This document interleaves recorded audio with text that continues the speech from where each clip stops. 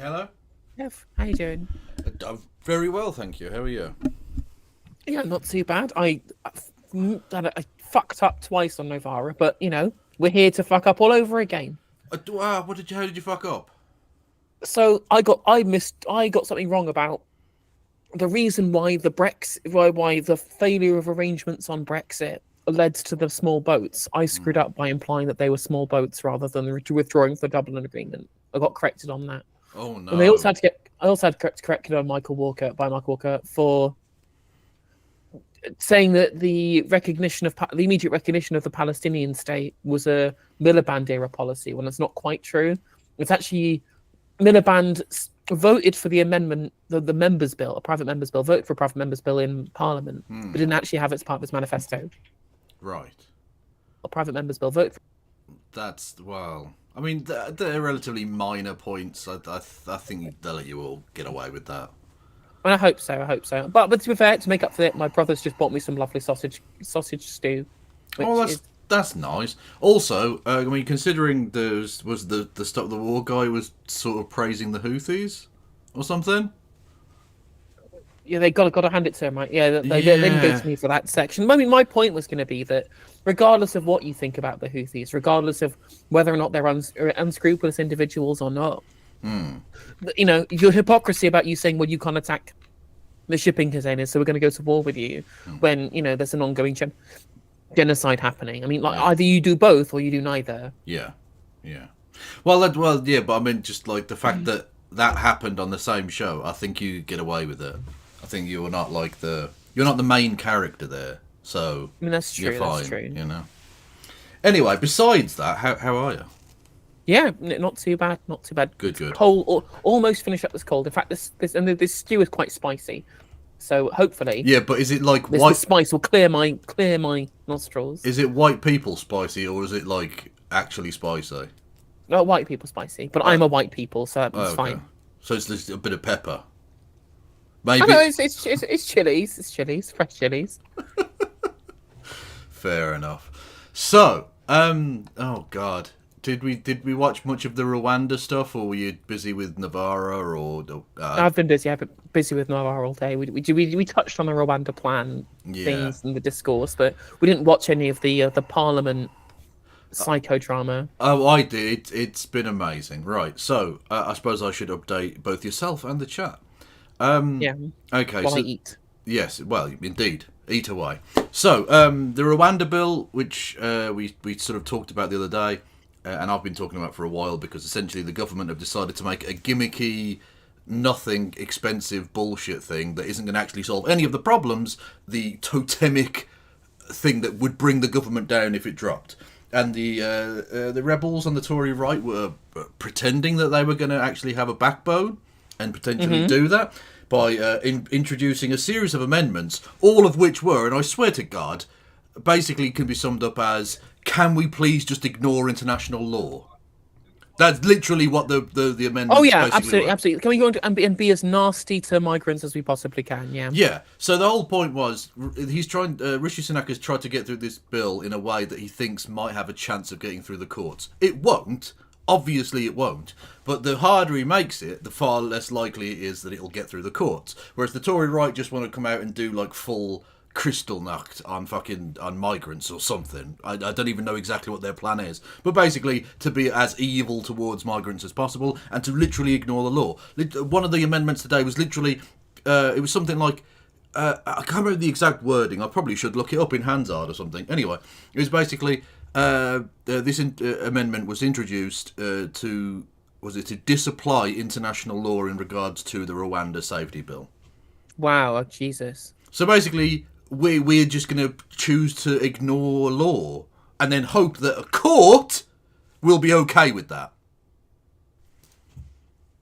Surprisingly, that got voted down by a majority of about 480.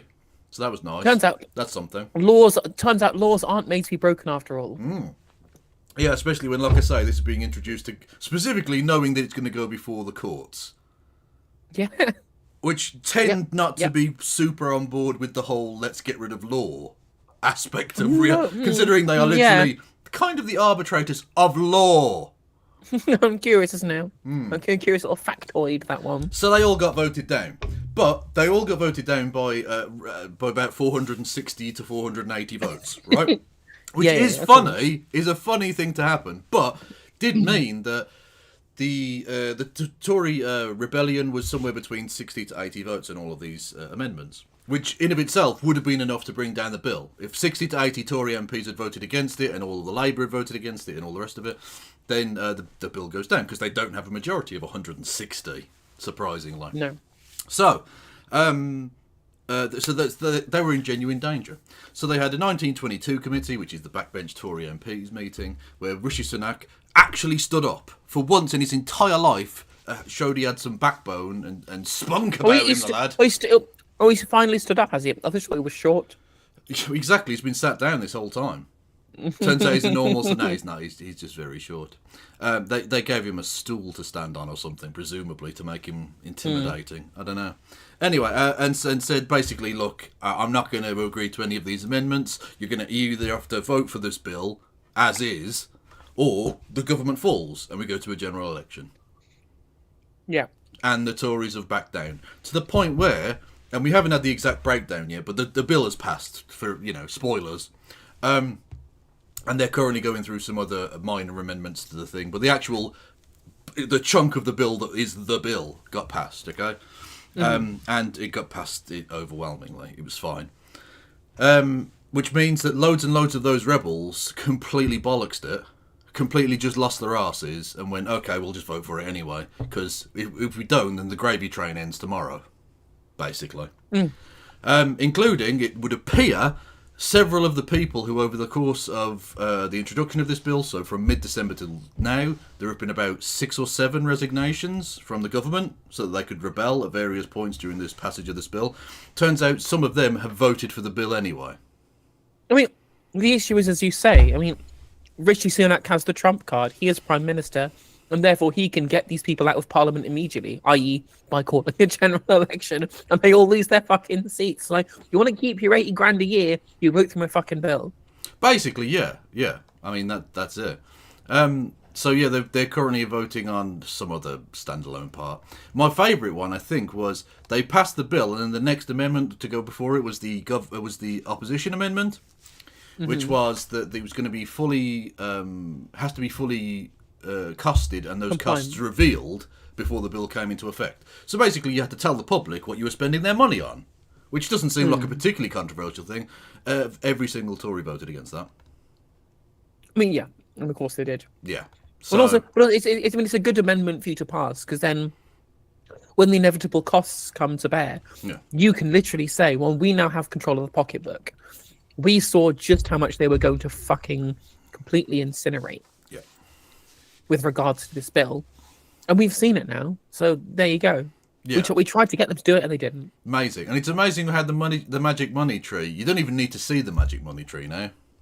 Sometimes money can just be found when it wants to be, and we don't have to even tell you how much it is or how it's being spent. And my favourite aspect of all of this is the fact that evil fucking refugee murderer Paul Kagame, the current sitting Prime Minister / President, whatever he is, of Rwanda, the nation in question, now basically has come out and said that he would potentially be prepared to refund the UK all of its money if no migrants are ever sent there. And in his I forget the exact wording again, but in the statement that was released, he basically made basically sounded like a kind of annoyed friend or something, right? Where the UK government are such a fucking mess, are such a fuck up from start to finish, that the government of Rwanda are now like, fuck this, we don't need you around, like we don't need this nonsense, you're making us look bad. The UK government is now a PR disaster for Rwanda. I mean, Paul Kagame said that this can't continue forever, essentially. That was his line. Yeah, which is true, and it's ridiculous. Like, either send us some fucking people or don't. Leave me alone. I've got shit to do. Exactly. I mean, they've already said that they don't want to agree to it if it violates international law. So there's the potential that even if one of the amendments therefore did pass, yeah, the amendment might therefore lead to Rwanda pulling out of the deal. Yeah. It's ridiculous. All of it is absolutely ridiculous. And then, of course, the farcical element, it was revealed this week that the UK has actually taken in 6 people from Rwanda as asylum seekers in the last year. Yep. So we've actually taken people from Rwanda as asylum seekers because it's not safe for humans to be there. No, whoa, Kev. People not there. Safe. The government has decreed it to be safe, therefore it must be. But we literally took people in, so they can't actually believe that. They literally cannot possibly believe it's safe. Because they try everything to deny an immigration or an asylum-seeking claim, right? Every single time. They will try their hardest. They will jump through hoops that dolphins couldn't fucking jump through to try and get this done. And yet we took in people from Rwanda that we then want to send to Rwanda. I think this might be one of the dumbest things. Like, of all of the things they could have made the cornerstone of governance, has to be the stupidest. Like, why didn't they just do stopping the boats and then like try and build a wall or something? Like, or not a wall, but like some sort of naval blockade of our own country so boats can't get here. Like, it would have been far easier for them to do that. It would have been far easier. We already have a navy, so that's a thing that could happen, and people would probably be chill with it. Do you know what I mean? Like, it wouldn't be that much of a problem. We don't have to rely on a foreign country that's run by a fucking lunatic. Yeah. We just other than I suppose the UK. The guy the man who massacred refugees as the general of the Rwandan Patriotic Front during the First Congo War. Well, he had patriotic in it, so it's probably all right. That's why the Tories love him. Yeah, exactly. Patriot. He's just a patriot, just a Tutsi patriot. True, and Tutsi sounds cute as fuck. So a Tutsi roll. Yeah, my vanilla Tutsi roll. Let's go. Anyway. So, so this has been an absolute joke. But what it shows you is that all of the Tories that back down to these wankers needn't have bothered. When Theresa May did it, she needn't have bothered. When Boris Johnson did it, needn't have bothered. I mean, Liz Truss wasn't there long enough to not stand up, I guess, but You know what I mean? Like they're a paper tiger. I mean, all these potential rebels, they must have known. They must have known that they were going to have to vote for it at the end of the thing anyway.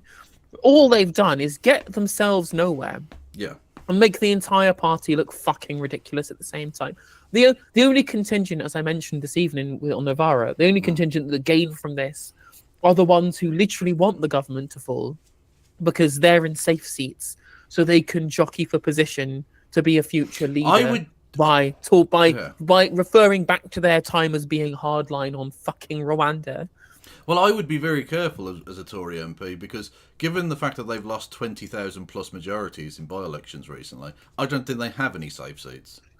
Like, I mean, that is also true. There are probably some people who will get in pretty comfortably, but each individual MP must think to themselves, statistically, it doesn't need to be that big of a quirk for me to fucking lose this 25,000 majority. Do you know what I mean? Like that none of them are safe. Statistically, dozens of them will get back in, but each individual one can't guarantee that at all. Some constituencies are swingier than others, though. Because I think like there's the Penny Mordaunt seat that we were looking at that was very swingy, but something like the Suella Braverman's constituency isn't very swingy. Which is ironic. No, that's Liz Truss. I was about to say it's ironic if Liz Truss wasn't very swingy because. Apparently she is very hey! Shout out to Kieran Saunders. Woo! Oh, it's still the fun. I'm just gonna realize, that sounded to me, that almost sounded like I said that Kieran Saunders fucked Liz Truss, which isn't true. I'm not saying that. I am saying that. Sue me. Sue me, Kieran. Actually, that's the only person whose reputation could be tarnished by that statement. True. God bless you, Kieran. Much love. Anyway, so so we've talked about Rwanda. That won't get passed. It's been passed. It's going to go through the Lords and all the rest of it, but still, it'll come into effect at some point, and it'll be immediately challenged, go up the court system, and be rejected again. Because you can't just wish things into reality. You can't. Like Imagination Land works in your own head.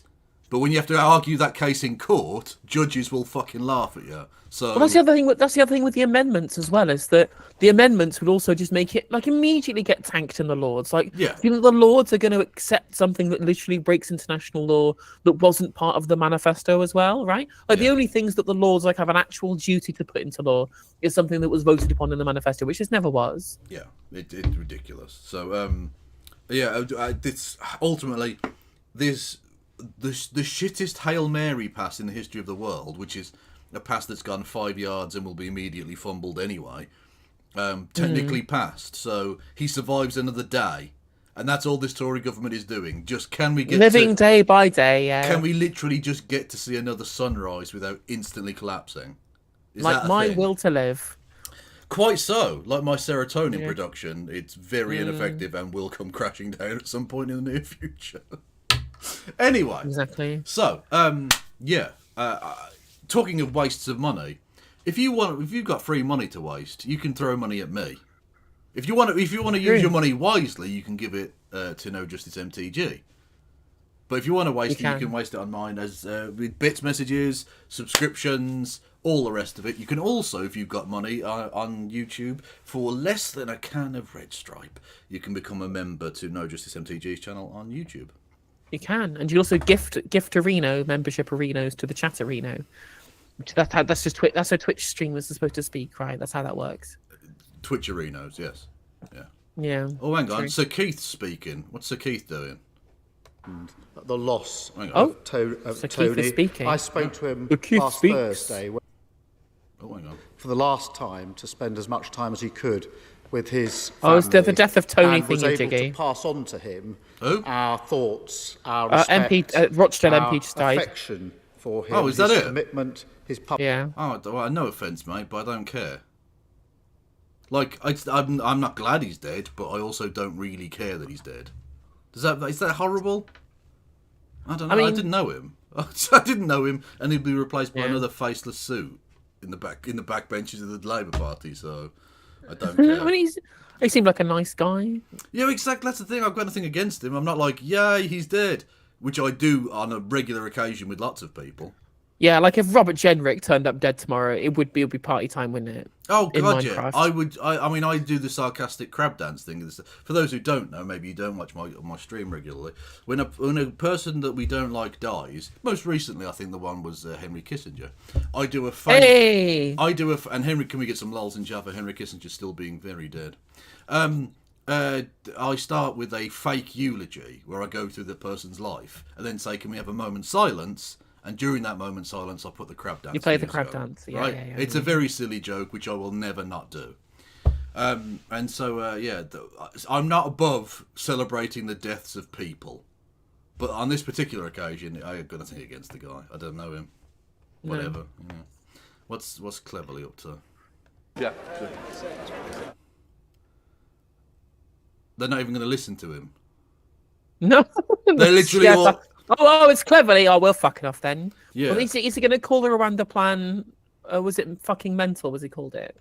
No, he called it Batshit. Batshit. He That's... called it batshit Yeah. when he was whatever the fuck position he was in previously. Yeah, and now has to back it. And I think he's going to stand up and say like, "Oh, I'm glad it got passed," as like a wrap up thing before they do whatever absurd adjournment debate about bus community fucking something in Cornwall to end the day. The MPs don't give a fuck. Look, they've literally I've got drinks. I've got dinner to get to. Fuck this.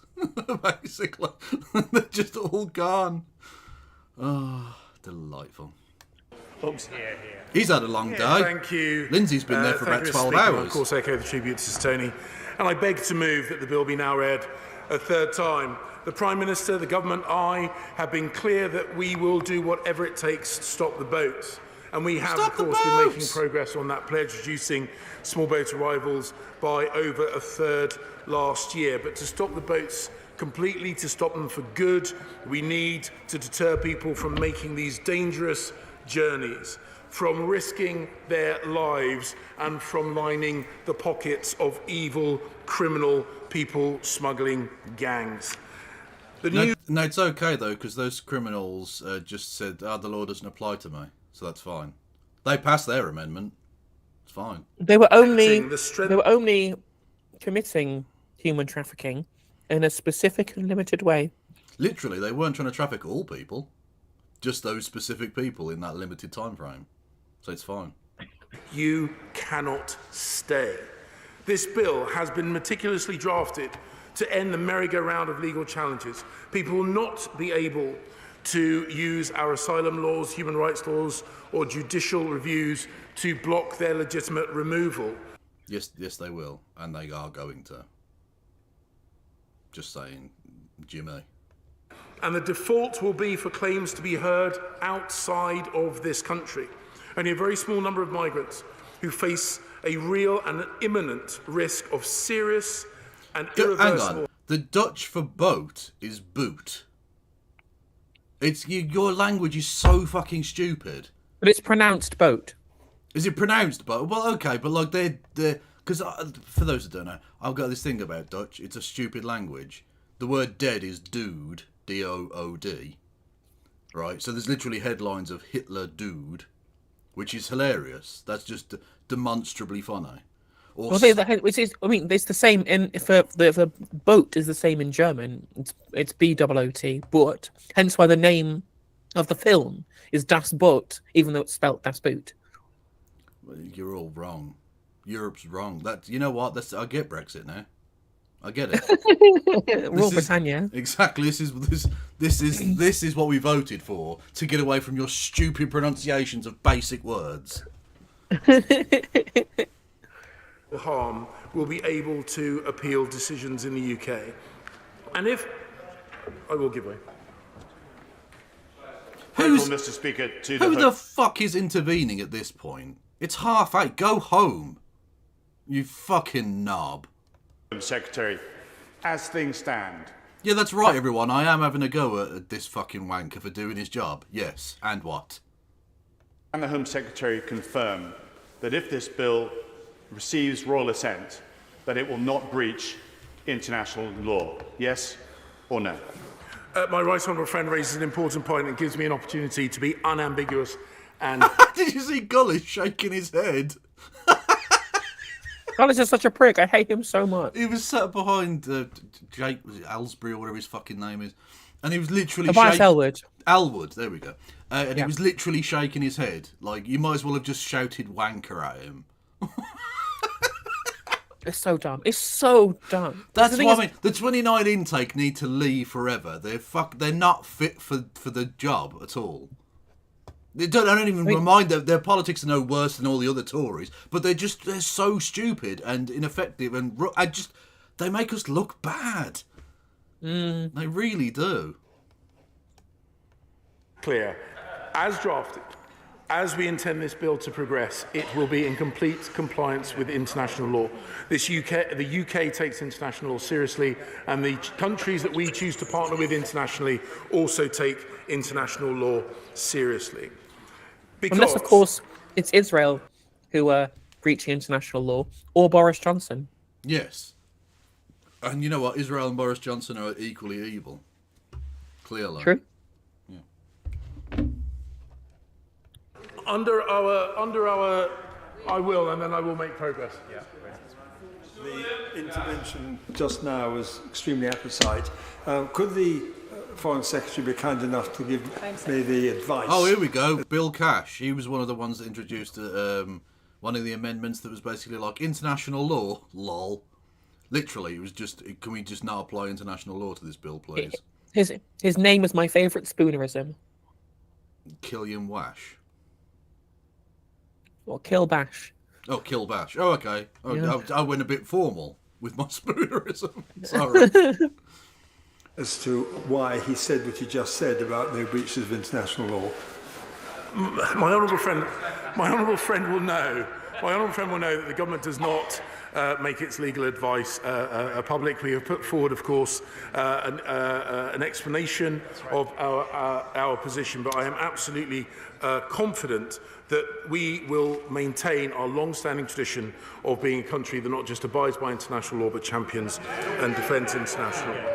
Under our new legislation, migrants will not be able to frustrate the decision to remove them to Rwanda by bringing systemic challenges about the general safety of Rwanda.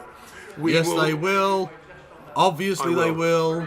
I'm grateful to the Home Secretary, Mr. Speaker, but could you The give us Shermanator! assurance that if this bill is passed tonight, there will be a system in place that will accurately test its success, month by month, week by week, so that we know all this anger, What does Fields? all this frustration, What does Fields? all this work is not for nothing.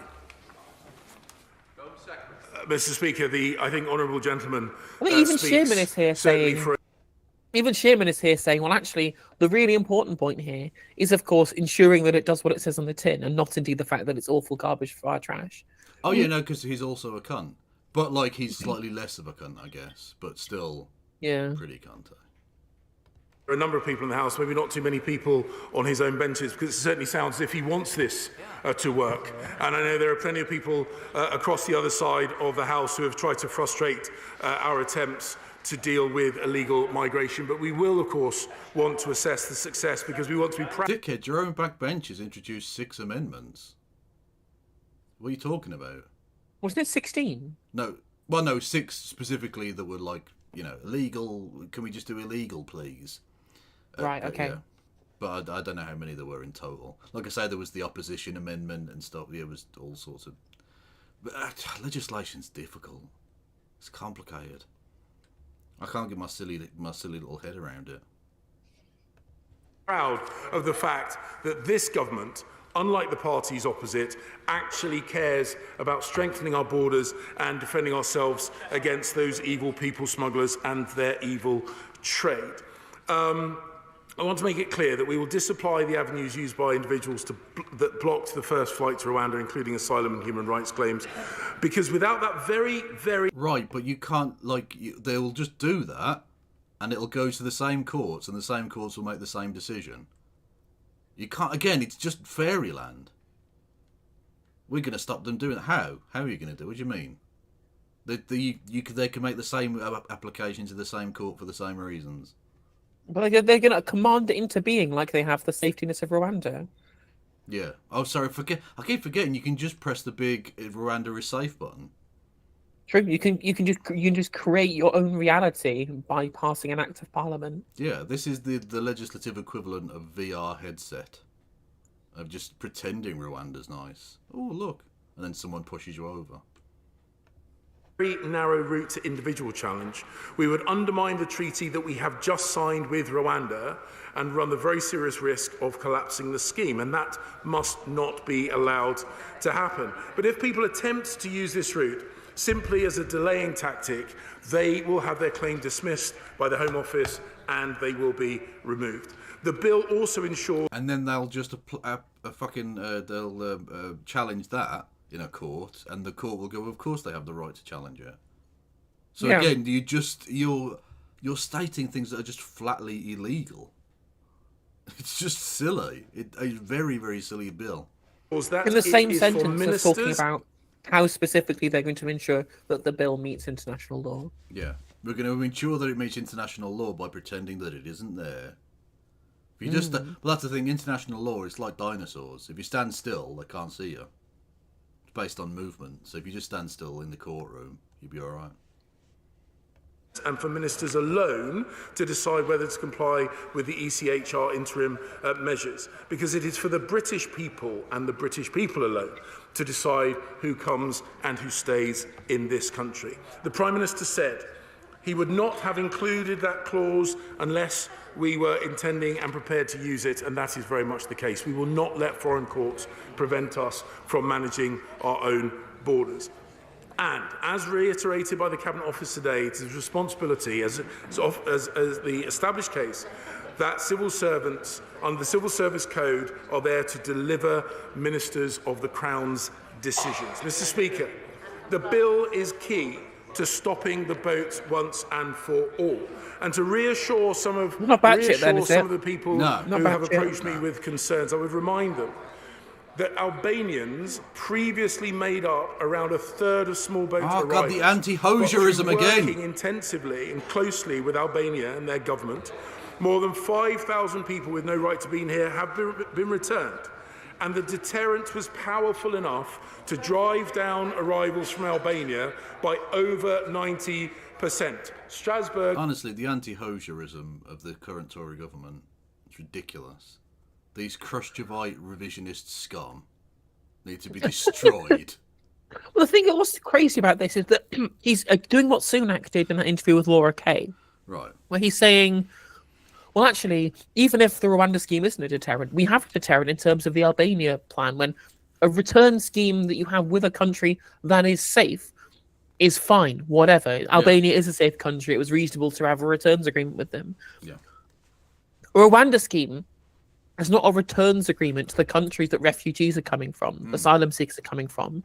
And also, Rwanda isn't safe because we take refugees from Rwanda, as has been proven already. So this is like doubly nonsensical. Because the only reason the Albania scheme exists in the first place is because of the fact that it is a safe country that's within Europe, right? Yeah. The thing is, it's because we can't have a returns agreement with, Assad to get Syrian migrants retransferred back to Syria. Yeah. So it has to be a third country if we want to get rid of them. And you can't send them to a country which isn't safe because we're taking refugees from them. Well, no, why not? If they try to make Libya a safe country, I don't know that Syria's much worse. I reckon they could try it. I think that's within their power of just disgusting bullshit to try it and say, no, it'll be all right, Syria. You've got plenty of rubble to live in. Go for it, has not intervened. Flights from Rwanda have not been stopped, and the House should understand that this legislation, once passed, will go even further and be even stronger than the legislation that underpins the Albania. We obviously support the Albania agreement, but will he confirm that only 5% of Albanians who've arrived in the country over the last few years on small boats have actually been returned or removed? What's happened to the other 95%? As I said, this is about deterrence, and the deterrent I'm not going to answer that. I'm just going to ignore that very salient point you just made. God, when Yvette Cooper is getting the dunks on you, you done fucked up. Yeah, when Yvette Cooper is absolutely flexing on you in Parliament, you are fucked, mate. That is tragic. Parent effect is clear for anyone to see. Over 90% reduction in the number of Albanians who have arrived in these shores because of the deterrent effect.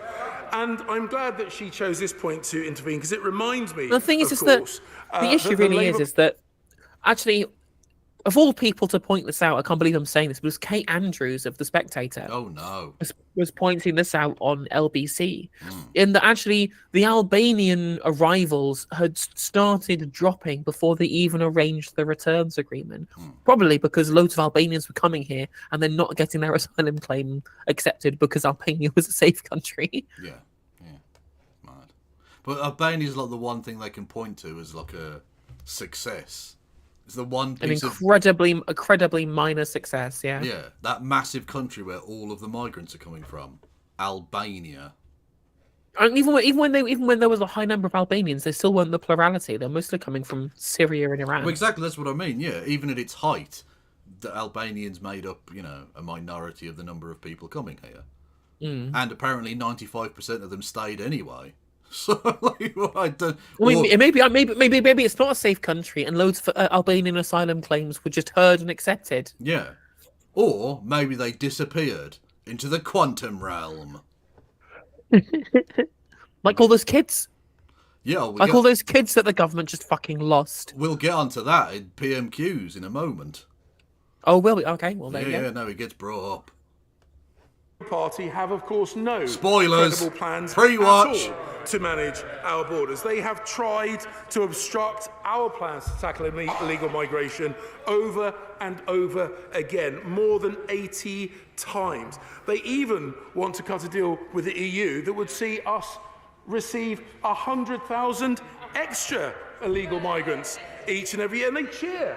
She's pleased with the idea that they're going to receive an extra 100,000 every year. Hang on a minute. If they're coming from an arrangement that we have with the European Union that we're agreeing to, doesn't that make them legal and not illegal, James? No, because in the Tory parlance, every migrant is illegal. You just put illegal before everything to make it so that's fine now. Every migrant? No. Not ones coming from Ukraine and Hong Kong. Not the dirty brown countries, Kev. The white countries or the previous territories of ours. That's not a problem. That's not an issue if they're coming from Ukraine. That's fine. Or, as some Zionists have suggested, maybe those 2 million people from Gaza can just be spread out amongst the people of Europe.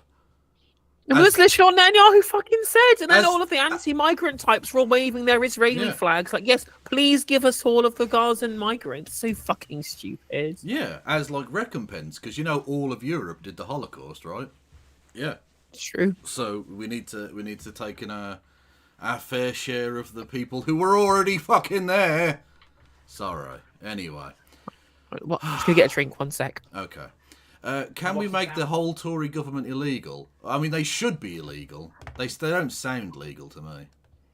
They can laugh, but we take this issue seriously because it is not what our country needs and it is not what our constituents want. Mr. Speaker, we are united in the agreement that stopping the boats and getting Rwanda partnership up and running is of the utmost importance. And having a debate about how to get the policy right is, of course, what this House is for. That is our collective job. And I respect my good friends and colleagues on my side of the House for putting forward amendments in good faith in order to do. You fucking spineless gimp. Also, look at Gullis. He looks stupid. They are totally spineless. They're totally fucking spineless. All of these people who hate me as Home Secretary because I'm too moderate in my proposal to be able to ship people off to a country led by a man who massacres refugees, right? Yeah. They hate me for being too moderate for doing that. But I'm going to welcome their comments regardless. And because he's black. They would never ever say that publicly. They have to pretend not to be racist. They also hate him because he's black. But they realise in a very Machiavellian way, if we get brown people to push the anti-migrant stuff, its accusations of racism don't seem so stiff because British people are fucking idiots.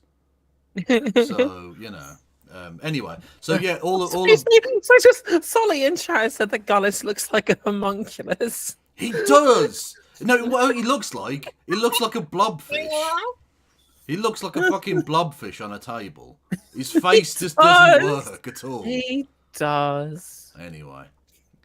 Oh God, we're gonna have to pay his fucking his MPs. What do you call it? Forever now. Jesus. Anyway, thank you, Over the Story, for gifting us up. Much love to you.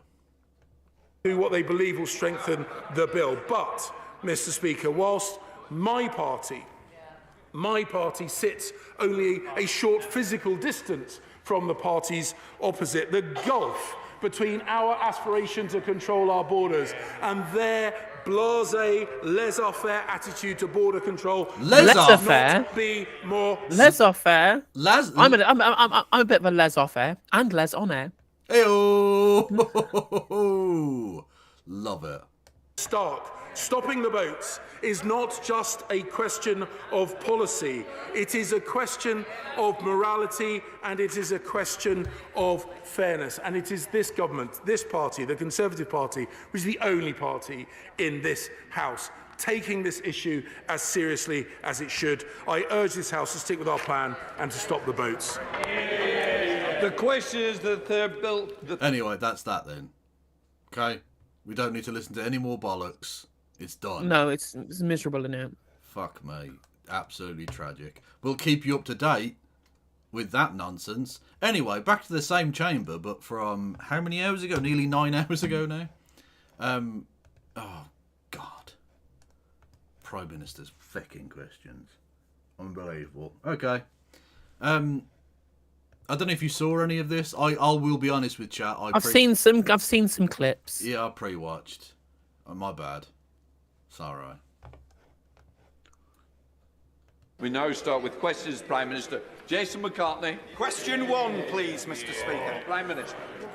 Mr. Speaker, this morning I had meetings with ministerial colleagues. And No others mention in of the addition sign to my language duties in this interpreter. Oh no, gutted. Absolutely daggered. House. I shall have further such meetings later today. Jason McCartney. Thank you, Mr. Speaker. According to the Alzheimer's Society, nearly 5,000 people are currently living with dementia in my Colne Valley constituency, of whom... See, now the funny answer to this question, I don't know what it's going to be, but it's about Alzheimer's, would be if he stood up and goes, mate, you asked that question 5 minutes ago. I was going to make a very similar joke and saying, did you also know that according to the Alzheimer's Society, up to 5,000 people in my constituency have dementia? That would also be good, yeah. 3,153 have had a formal diagnosis. That figure went up by 1 this week with my dad's diagnosis. My dad is my constituent. Will my right okay, I feel bad now. Pledge to make dementia a priority? Yeah, but he did raise a Tory MP, so like I'm not saying he deserves Alzheimer's, true. But I also can't bring it in with me to like feel sorry for the guy. Like, no, true. Like in many respects, him not being able to remember that he raised the Tory son relieves him of that guilt. So in some respects, it's sweet release from the mental torture. Quite so. Look on the bright side. But was his dad a toolmaker? He can't remember. Sorry, Alzheimer's is a very serious. Is a very serious topic. I apologise. Not to his dad, but I apologise in general.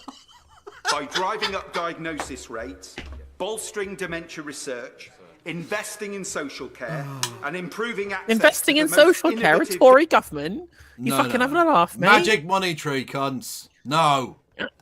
Diagnostic methods and improving access to new life-changing treatments. Prime Minister. Well, can I send my warmest wishes to my honourable friend and his father and family, and I recognise that a dementia diagnosis can bring worry, both for the person who is diagnosed, but also their wider family. And my honourable friend is absolutely right about the timely diagnosis of dementia. It's vital to make sure that those affected can access the care and support they need. NHS England is actually carrying out a pilot to make sure that we can improve dementia diagnosis in care homes, our major condition. I'm going to reload the screen because the fucking... is it there? settings or something because it's so low. Yeah, if you go to the like the Sky News live feed that they had, probably the best place to go. For some reason, they have better quality than the official UK Parliament YouTube channel. Yeah, that's because it's really like grim, grainy. Yeah. Like you're watching it with Vaseline over your eyes. Oh, they don't have a Sky, but if you Google Sky News PMQs. Sky PMQs. Yeah, that'll do. Rishi, that's from a month ago. We don't need any of that nonsense. Right, from this week. There we go. Okay. Figure went up by 1. There you go. Instantly, I can see this guy. We've already listened to his fucking dad. Who cares? And we also we also see which Tories are going to lose their seats because it will give us the whole majority. Yes. Rashid Sunak, majority 27,000. Like, he probably is safe, to be fair. Like, 27,000. Yes, his constituents, when polled, say they prefer Keir Starmer as Prime Minister. I will say that for one thing. Obviously, our current electoral system would mean there would be a vote split on the other side. But from that MRP poll that was in... that we looked downstream a couple of days back. Yeah. That shows that no constituency has a Tory vote higher than 40%. Wow, really? Good God. That is really bad for them because there are some seats where they end up with like ridiculous, like massive majorities and percentages of the vote. So if they've got nothing above 40. Yeah, it's incredible just how low that their voting percentages go. So 27,000 potentially not outside of the realms of very, very unlikely. Yeah.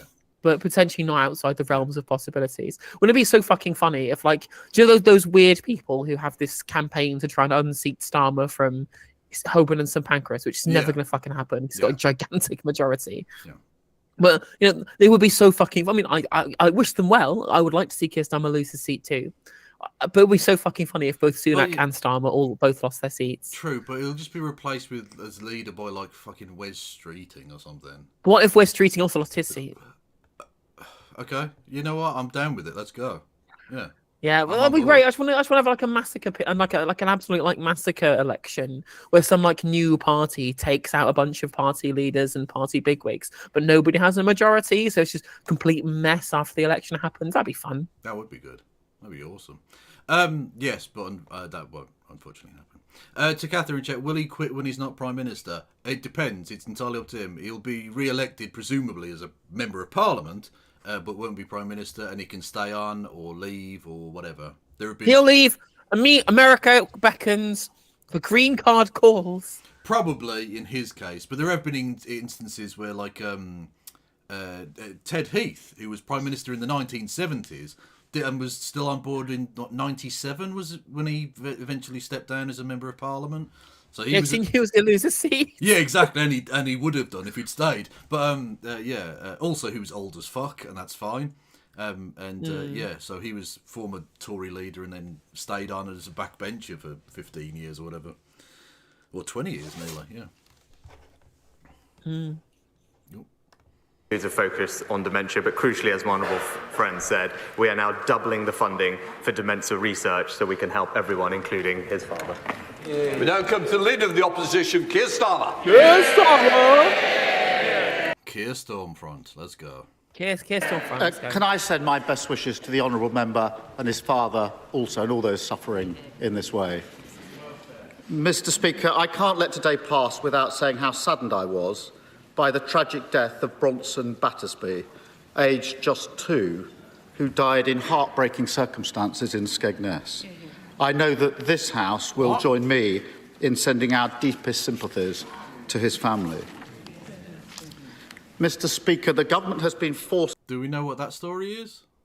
Nope, Fair not enough. a clue. Okay, now again, no offence, but I don't know him. So, okay.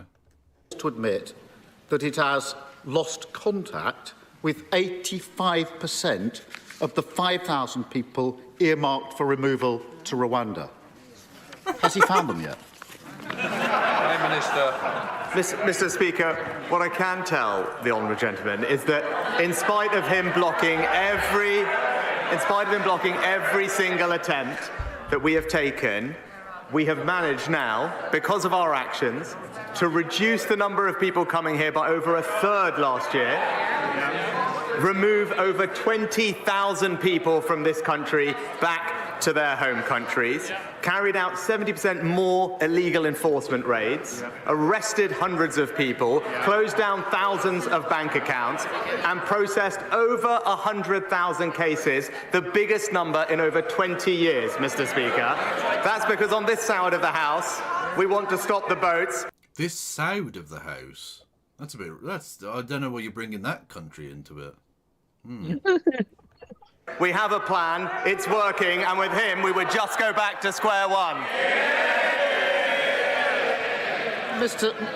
My first thought is, how do you actually lose 4,250 people? Then you remember that this is the government that scrapped HS2, but the costs are still rising by billions. This is the government that spent £400 million of taxpayers' money on a Rwanda scheme, yet can't deport a single person. And this is the government that waged a week-long war on the Greek Prime Minister for reasons known only to themselves. And suddenly you're reminded that, of course... Because we want to keep stolen stuff. Because, again, fuck law, I guess. The thing is, this was clearly supposed to be his John Smith moment, right? It was clearly supposed to be his version of, is it any wonder that the Grand National doesn't start and hotels fall into the sea? Yeah. And he's talked about, like, something nobody cares about. Yeah. Like, no one really gives a shit about the Parthenon sculptures. Like, who gives a shit? I do. I don't. I personally do, actually. But I accept that the British public don't. Yeah. I mean, I would think they should be returned, but it's not, like, hot on my to-do list. But should there's plenty more, like, should we talk about the whole, like, school roofs collapsing thing? Okay. If you really want to have your John Smith moment, right? Instead of hotels falling in the sea, we have schools falling on children's heads. Yeah. Oh, God. Okay. I suppose content warning for horrificness. Richie Abbey says in chat, the young boy that was mentioned at the start by Keith, Battersby died from starvation after his dad died from a heart attack. They were both known to social services, but they never knew they were both dead. Wow, that's pretty... That's pretty grim, yeah. And yeah, very grim. Yeah, if you're going to raise that, ask about it. Ask about the fact that fucking social services are in the tank.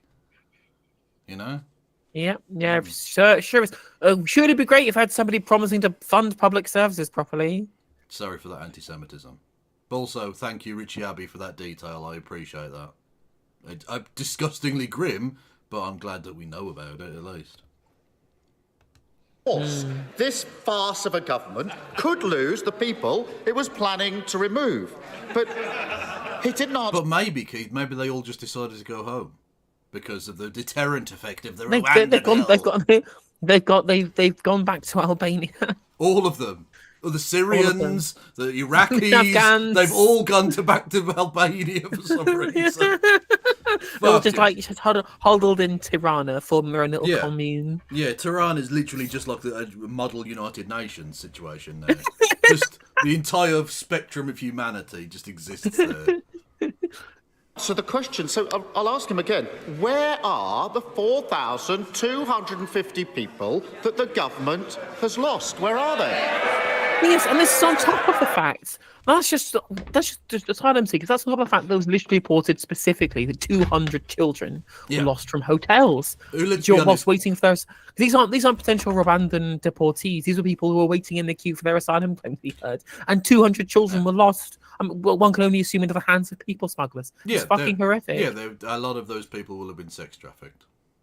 I mean, that's just a fact of absolutely. it. And the government don't care. And, interestingly, under one of their previous immigration bills, if they were found to have been here illegally, they would have lost their protections against those people smugglers.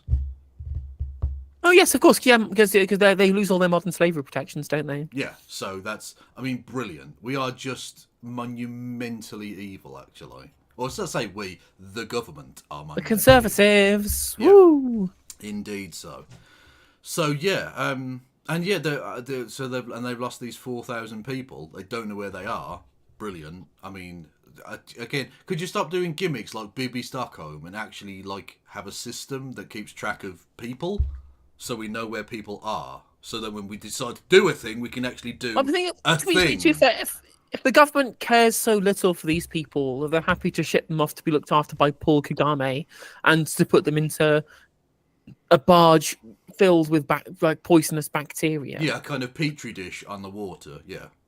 Yeah, I don't think that they care if that's how little care they show. I don't think something as basic as knowing where they are so they don't end up being people trafficked is a concern that anybody in the Conservative Party genuinely has for these people's welfare. And to be honest, if that's what they're prepared to do to them when they know where they are, maybe it's best for humanity if they don't know where they are. I mean, I don't know. I mean, I think even Rwanda is probably better than being sex trafficked in whatever fucking slum town of the UK that they're in. No, but presumably most of those people haven't. Well, actually, I don't know about most, but a lot of those people haven't been sex trafficked. They've just gone underground. I fucking hope so. Jesus. Yeah. Anyway, my point basically is that this is really, really fucking gross, and it is very gross. Yes. Again, people forget that, you know, for the 18 months that this has been rumbling on since they actually put people on a plane, and then all of the lawyers went on and went, no, come on, we've got you off the plane, it's fine. Those people have been in hotels for 18 months at our expense, not able to do anything, basically in legal limbo, to the point where they're not even legally allowed to leave the country. Even if they wanted to go home now, they can't. They're just sort of prisoners in low rent accommodation, shithole B&Bs. I mean, to be fair, they're probably in nicer accommodation than most people living in ex-council houses rented by private landlords, which apparently is 40% of all council houses sold off during Right to Buy. What a shocking result that is. I did not see that coming. The people tweeting about it were like, "This is astonishing." And I'm like, "It's only astonishing if you've not been paying attention for 45 years." Well, it is. This is the thing. I've sort of idea that's crystallised in my mind, and it goes back to the right and left for the political leaders over the time. That graph that we saw, which had Boris Johnson as about as far right as a Genghis Khan / Hitler, basically, right? And it so sums up the attitude of a lot of British people, because he's as right wing as that for people who didn't start paying attention until Brexit happened. Yeah. That's it. For whom nothing happened before then that mattered up until Brexit. And that's their only frame of reference. It's when politics began. I'll call them the Super-Tansky generation, who didn't give a fuck until Brexit happened, and that's their only frame of reference. So Boris Johnson is some evil right-wing scumbag, whereas David Cameron, he allowed us to grill. Even though he might as well have Vlad Dracul bathed in the blood of the poor. And these people are all from the south, right? All of these almost all of them. Yes. Always from the south, yeah. You'd be. I mean, honestly, if you were a northerner that held that to that position, you'd be laughed at, because the people around you would go, "Have you just started existing? Did you arrive yesterday? What the fuck are you talking about? Look around you, you prick." Yeah. Anyway.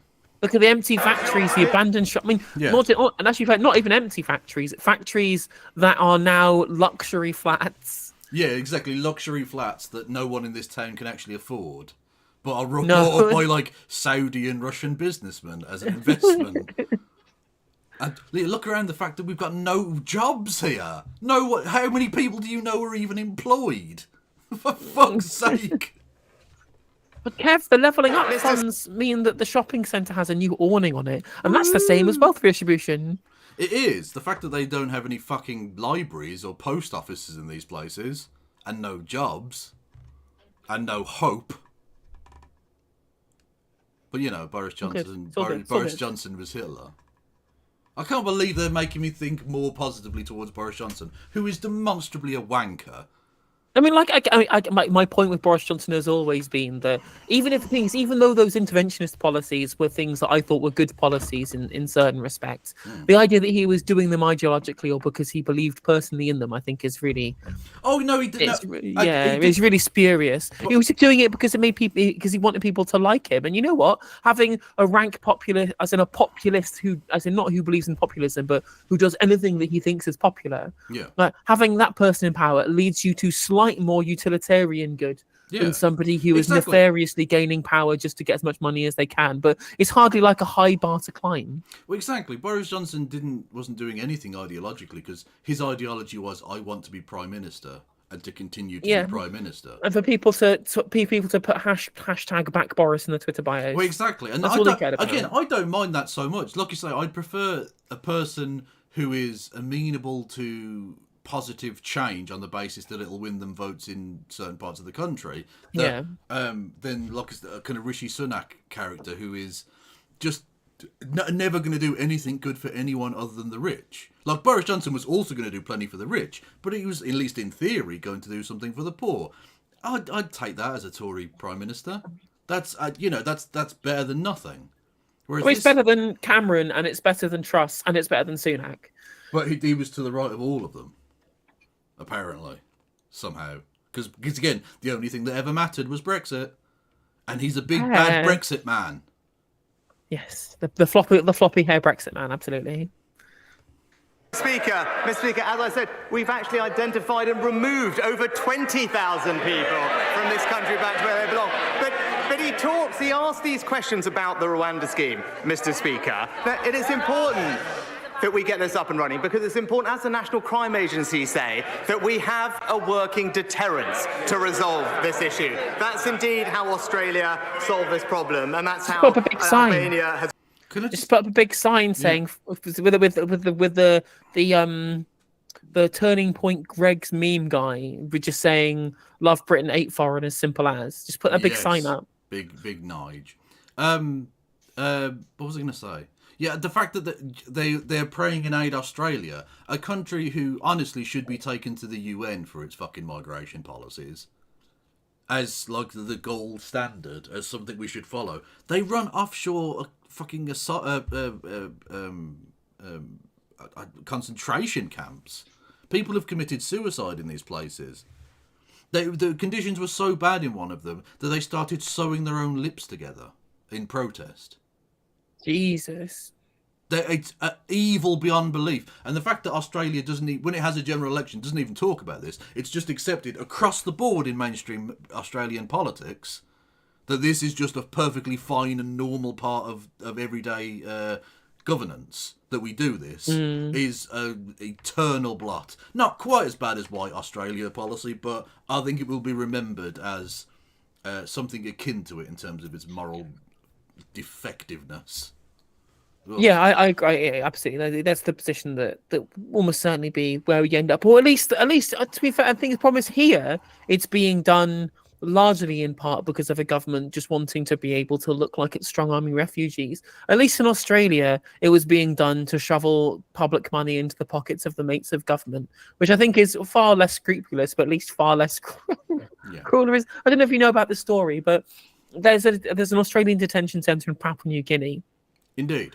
And the current treasurer at the time when the deal was set was a guy called Peter Dutton, who's now the leader of the Liberals. Yeah, a genuinely Nosferatu-looking prick, yeah. He looks like Voldemort. There's no other way of putting it. He's literally the fucking Dark Lord. There's even a picture of him, like, with his face in shadow. It looks like an official picture of him as well. It's completely uncanny. But he has his friend's failing business, which he gifted the contract to for the Papua New Guinea detention centre, which took them from being completely insolvent to being like millions of dollars in profit. It's almost like conservatism by its very core foundation is just unbelievably corrupt. And they see government as just a way of funneling public money into their friends' pockets. Literally, that's all they want to do. Yeah, literally. I mean, the Australian Liberals are just one big party of grand larceny for the state. Thank you for the super chat, Davinia Robbins. Why is YouTube chat not appearing on the stream? Sometimes the integrated dual streaming that I use will only put the Twitch chat messages in to the thing that gets shown up on the regular stream. Ironically, I have my own chat that I look at on stream that's right there, just underneath the camera. And all of the messages from both chats are showing merged there, just not on my actual output feed above my head in my stream. Yeah. So I can see the YouTube messages, which I am reading, by the way. Obviously, when I'm in conversation with Kev, it's difficult to be able to respond to chat messages and also watch and also have conversations. Well, I can see all your messages here, so don't worry. And thank you for the £2, Davino. Yes, indeed. Arizona David, I'm sorry, but I don't like Australia. Look, you're only allowed to be racist against them during the Ashes, okay? Other than that, you do have to be chill. Just saying. Yeah. And it's not during the Ashes, unfortunately. Because if it were, I wouldn't be streaming, I'd be watching. Watching the Ashes, yeah. Actually, it wouldn't have kicked off yet, but that's not the point. Also, kicked yes. off? I say kicked off about streams. Kicked off is just a general, like, started. Okay. Fair enough. I realise they don't actually kick... Well, I mean, you can, when fielding the ball, you can kick it. But, like, kicking isn't really a part of the game because you'll break your fucking foot. You know, come on. So, which reminds me of the Mitchell & Webb cricket sketch. Yeah. It's not over until the schedule number of a schedule has been bowled that day have been bowled. Still, my favourite thing in that sketch is the bat isn't tall and thin. It's just it's very long and fat or whatever. Like, and it's just short and wide. Yeah. It's true. Fact. But I bowled it wide and became a drunk. Has worked for us. And I can't stop. Whenever I watch the snooker, every time they miss, in my head, I just hear David Mitchell going, and that's a bad miss. That's a bad miss. It's so annoying, because I like snooker, and that's a piss take. We know he asked these questions, Mr. Speaker, about the detail of these things, but we all know he doesn't actually care about solving this problem, and we know this because when the BBC asked him about the Rwanda plan, they quizzed him. They said if the numbers crossing the channel on small boats decline, i.e., so it's working, would you still reverse it? Can I just say, Rishi, you're supposed to be answering the questions, not asking the questions. It's opposition questions day. That's what it is. Well, look. It's called Prime Minister's questions. Does he think that means it's questions that the Prime Minister gets to ask? Maybe they need to, for his own good, they need to change their name to Prime Minister's Answers. It's true. It's actually that is what it is. Yeah. I was apparently according to Nick A. Loughlin, some ding dong was recommending Phil from A Different Bias on James O'Brien's show this morning. I'm 0% surprised. I couldn't be less surprised. I'm in negative levels of surprise that the James O'Brien A Different Bias audience are like a Venn diagram circle. Yeah, pretty similar. The leader said yes. It's crystal clear he doesn't have a plan, and it will be back to square one. Mr. Speaker, spending £400 million on a plan not to get anybody to Rwanda whilst losing... And again, they're saying they'll probably refund us if they don't send anybody. And you just think to yourself, like, is Paul Kagame saying, look, I'll give you $400 million to fuck off? Like the Trailer Park Boys bit. Yeah, like, I'll just give you this one. Go away. Fuck off. Go away. 4,000 people. It's not a plan. It's a farce. Only this government could waste hundreds of millions of pounds on a removals policy that doesn't remove anyone. Only this government could claim that it's going to get flights off the ground, only to discover they couldn't find a plane. Only... Oh, God. Oh, mate. That's shit. This hasn't been it's a reasonable critique. it's not been a terrible PMQs for Siggeeth, has it? No, it's fine. But it's just like... It's super easy. Like, you could literally just put, like, the inanimate carbon rod at the other side of the dispatch box. He's just and then Rishi Sunak would still look miserable. He's just so soy. And they couldn't even find a plane. Like, fuck off. I just hate him. I just hate him. I'm not giving him any good faith now. He's abandoned every pledge he's ever made. So just go and fuck yourself, mate. Only this government could sign a removal deal with Rwanda, only to end up taking people from Rwanda to here. But he still hasn't answered the question. So I'll try again. What progress has he made in locating the 4,250 people his government has apparently lost? He's dodged it 3 times. Where are they? Mr. Speaker, it's the same thing again and again. Here we are talking about what we are doing, but I'm happy to go over it, Mr. Speaker. What are we doing? We've increased the number of illegal enforcement raids by 70%, leading to thousands of arrests, using powers, Mr. Speaker, that he blocked in this House. We have closed down... We didn't block them, obviously, because you have them. Do you understand how things work? At all? I just... At least if you're gonna try and do, at least use the correct verbiage and tell you voted against. Yeah, attempted to block. Something like, again, it doesn't... I know it seems pernickety, but it just shows you the level of wankery we're at. We don't even have, like, well-spoken cunts now. It's just gibberish. Facts are inconvenient. Yeah. Thousands of bank accounts of illegal workers, again, using powers that he blocked, Mr. Speaker. Yeah, and presumably, also, that will mean that they'll have to turn to crime. Because you blocked them from being able to access money they'd earned. So instead of that starving to death, they'll just steal things. Brilliant. Thanks. That's a real step forward for the country, somehow. Order. Mr. Do you want that early cup of tea, or are you going to be a little bit more silent, Prime Minister? He's not learned at all from Burko. With his accent, it would work as well. Your dear.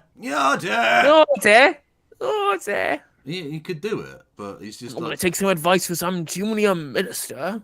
Heaven forfend. Yeah, exactly. And, Mr. Speaker, as I said, we have worked through a record number of cases and returned a record... Mr. Peter Bone is a sex pest. Literally Peter Boner. Also, did you see his partner is running for his seat? And she said she really likes the previous member of Parliament for the seat. Oh, wow, brilliant. That's fantastic. Also, you should speaking of people running in seats that are being vacated because of Conservatives vacating the seats themselves. You should check out what Curtis has just put in our group chat. It's very, very funny. We've got Turn Left action, people. Everyone go and follow Turn Left immediately. Go do that. What have we got in the group chat? We've got... Who's this person? So this is the person who is the Labour parliamentary candidate for Kingswood, which is going to be a by-election. This was because a Conservative MP resigning over failure of the government to adhere towards a proper strategy towards net zero. Okay. Simon something, I forget what his name was now. Week we're celebrating Lewisham's small businesses. Our borough's lucky that we've got one of the highest number of small independent businesses in the whole of London. Family-run shops, family-run restaurants. Okay, so pretty southern accent have had there. such a hard year this year with COVID, and they haven't got the same amount of resilience as a lot of chains have. I'm here in Downham, but we've got fantastic high streets right across our borough. So rediscover your local high street. Think about buying some presents and support your local shopkeepers. Week we're celebrating Lewisham's small... So yeah, that's him. He's currently the head of Lewisham Council, I believe. Ironically, a Lewisham councillor is standing in my North London seat. I wonder why that's happened so often. Weird that. Anyway, moving on. That's a very kind of normal London Southern accent from a Lewisham councillor might have. So yeah, if you want to scroll down there, Kev, and go and watch the video that he's just released about his by-election and listen to the accent change. I'm from Kingswood. This is where I grew up. I went to Our Lady of Lourdes and then to What Hannah High. When I was young, we were made homeless and lived in temporary accommodation. I started working on the tills. You started working on the tills? Oh, you started working on the tills, I did! He's turned into this country character. How has this happened? This is Paul Mason syndrome, right? This is exactly what Paul Mason did when he tried to stand as a PPC in Wales. So put a bunch of Welsh in his Twitter bio. Oh, God, no. Field in Downend, it's now the Co-op. and I become a parish councillor. And when work took me to London, I worked my way up to become... I went down to that there in London and worked my way up. It were a big city, it were. They've got street lights. Fuck me, mate. You're a fucking melter. What are you doing? This is not what you sound like. Oh, Yes, no. of course.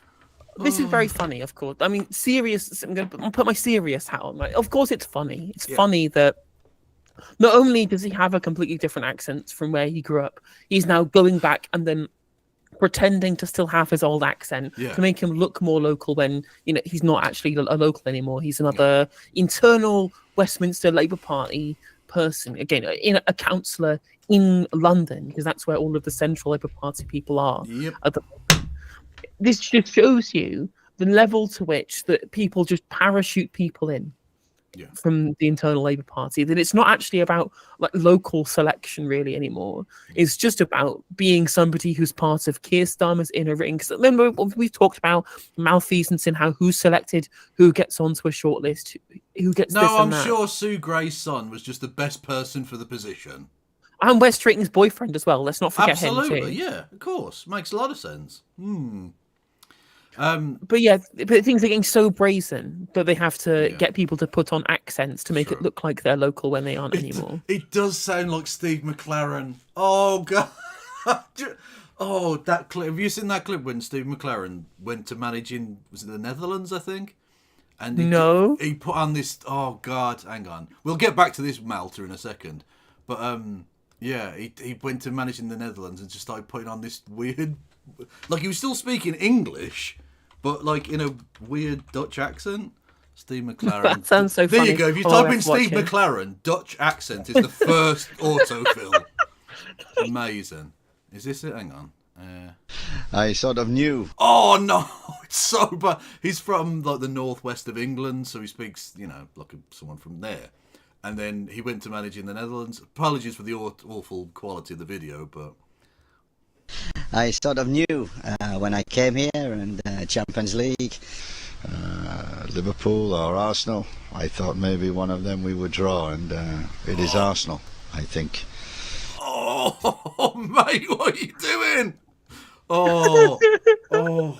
One of the toughest teams in the draw, and I think it will be very, very difficult for our players, but also a great experience. We have a young team, and to experience big games, Champions League, big games, Arsenal at home, the Emirates, will be fantastic for the players, not just for now, but in the future as well. It will be fantastic for the players. Oh, mate, what are you doing? I actually think it's just so tilting though, in the all of this rhetoric that's coming from Labour internally is all about, well, actually we think we should devolve as much power to local regions as possible. We believe in localism, we believe in the power of community.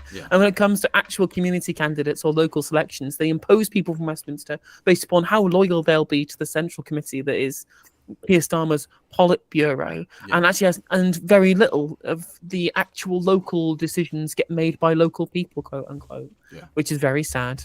Indeed.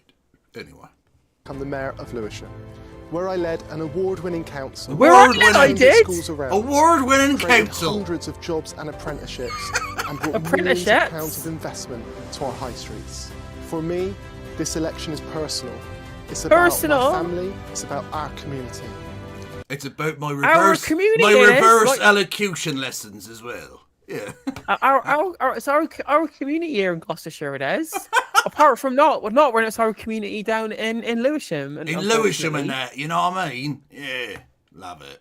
Because he literally said it's my local community in Lewisham as well. Yeah. It's so contemptuous. Honestly, you don't deserve to win. You are literally mocking the people of that place. To be fair, we are mocking them now as well, but they do sound funny. But I'm not the one pretending to be from there. I'm just saying they sound funny. I can do it. My dad is from Bristol, so I'm allowed. Exactly, you get the West Country pass. Yeah, I do. Exactly, crusty jugglers. Indeed, crusty jugglers. So I could put Kingswood first, which is what I'll always do. using my experience of making change happen to make change in our community too. You fucking melter. I hope you don't get elected. I don't even care if a Tory wins the seat. You don't deserve to. The people of whatever... Kingswood, which, by the way, is just what happens when Charles takes a Viagra. Boom! Hey. Right? The people Well, of he Kingswood can't do that, though. What about his prostate exam, Kev? True. Well, exactly. He doesn't need to take a Viagra because he's going to get rectally stimulated. That was the joke that I made on Novara Media. I don't know if you caught it, Kev. I didn't. I was literally watching Parliament. Yeah, they started off by saying things like, "Well, actually, we're a real news outlet, so we're not going to be like the BBC are covering King Charles's prostate exams." And also going to say, I'm joined today by Justice MCG, and I was like, "Yeah, I'm good to be here, but I'm absolutely flabbergasted that none of my prostate exams have ever been treated as a national news, and I feel slighted because of it." I'm gonna clip that. I'm gonna clip that and send it to my dominatrix friends and see. Look, it's funny. I made a joke that you'll get. Yeah, that's fair. That works. True. Anyway, so yeah, the people of Kingswood, don't vote for him. You deserve better. No. You do. Oh, God Almighty. The selection is personal. It is. Yeah, just why not wear a fucking eye patch and a parrot on your shoulder as well, you cunt. Fuck's sake. It would be less insulting if you just went the whole hog and just dressed as a fucking pirate. Record number of people back to where they've come. All of that is a plan that is... So Phil McCracken with the £5 super chat asking, is Twitch chat... Is only Twitch chat up on stream tonight? Sometimes the program that I use to combine the chats doesn't work. I can see your messages, Phil. Don't worry. It's coming up on my end. It's just not on the output. Yeah. It's working, and we can see that it's working because the numbers of people coming to this country are down by over a third, Mr. Speaker. But again, it is... Also, I need to check in with that Agan twat when he gets elected, naturally, to see whether he keeps the accent for the whole thing. I want to see him get up in Parliament and go, "Can I ask the Prime Minister about his recent visit to Rwanda?" Like, you know what I mean? Do that. Or whether he'll just, I don't even know what accent he has. Was the Cockney one real? Is he like a fucking John Coleshaw? He can just do a million accents. Bit rich to hear him in here pretending that he cares about how we actually stop the boats when he's been crystal clear.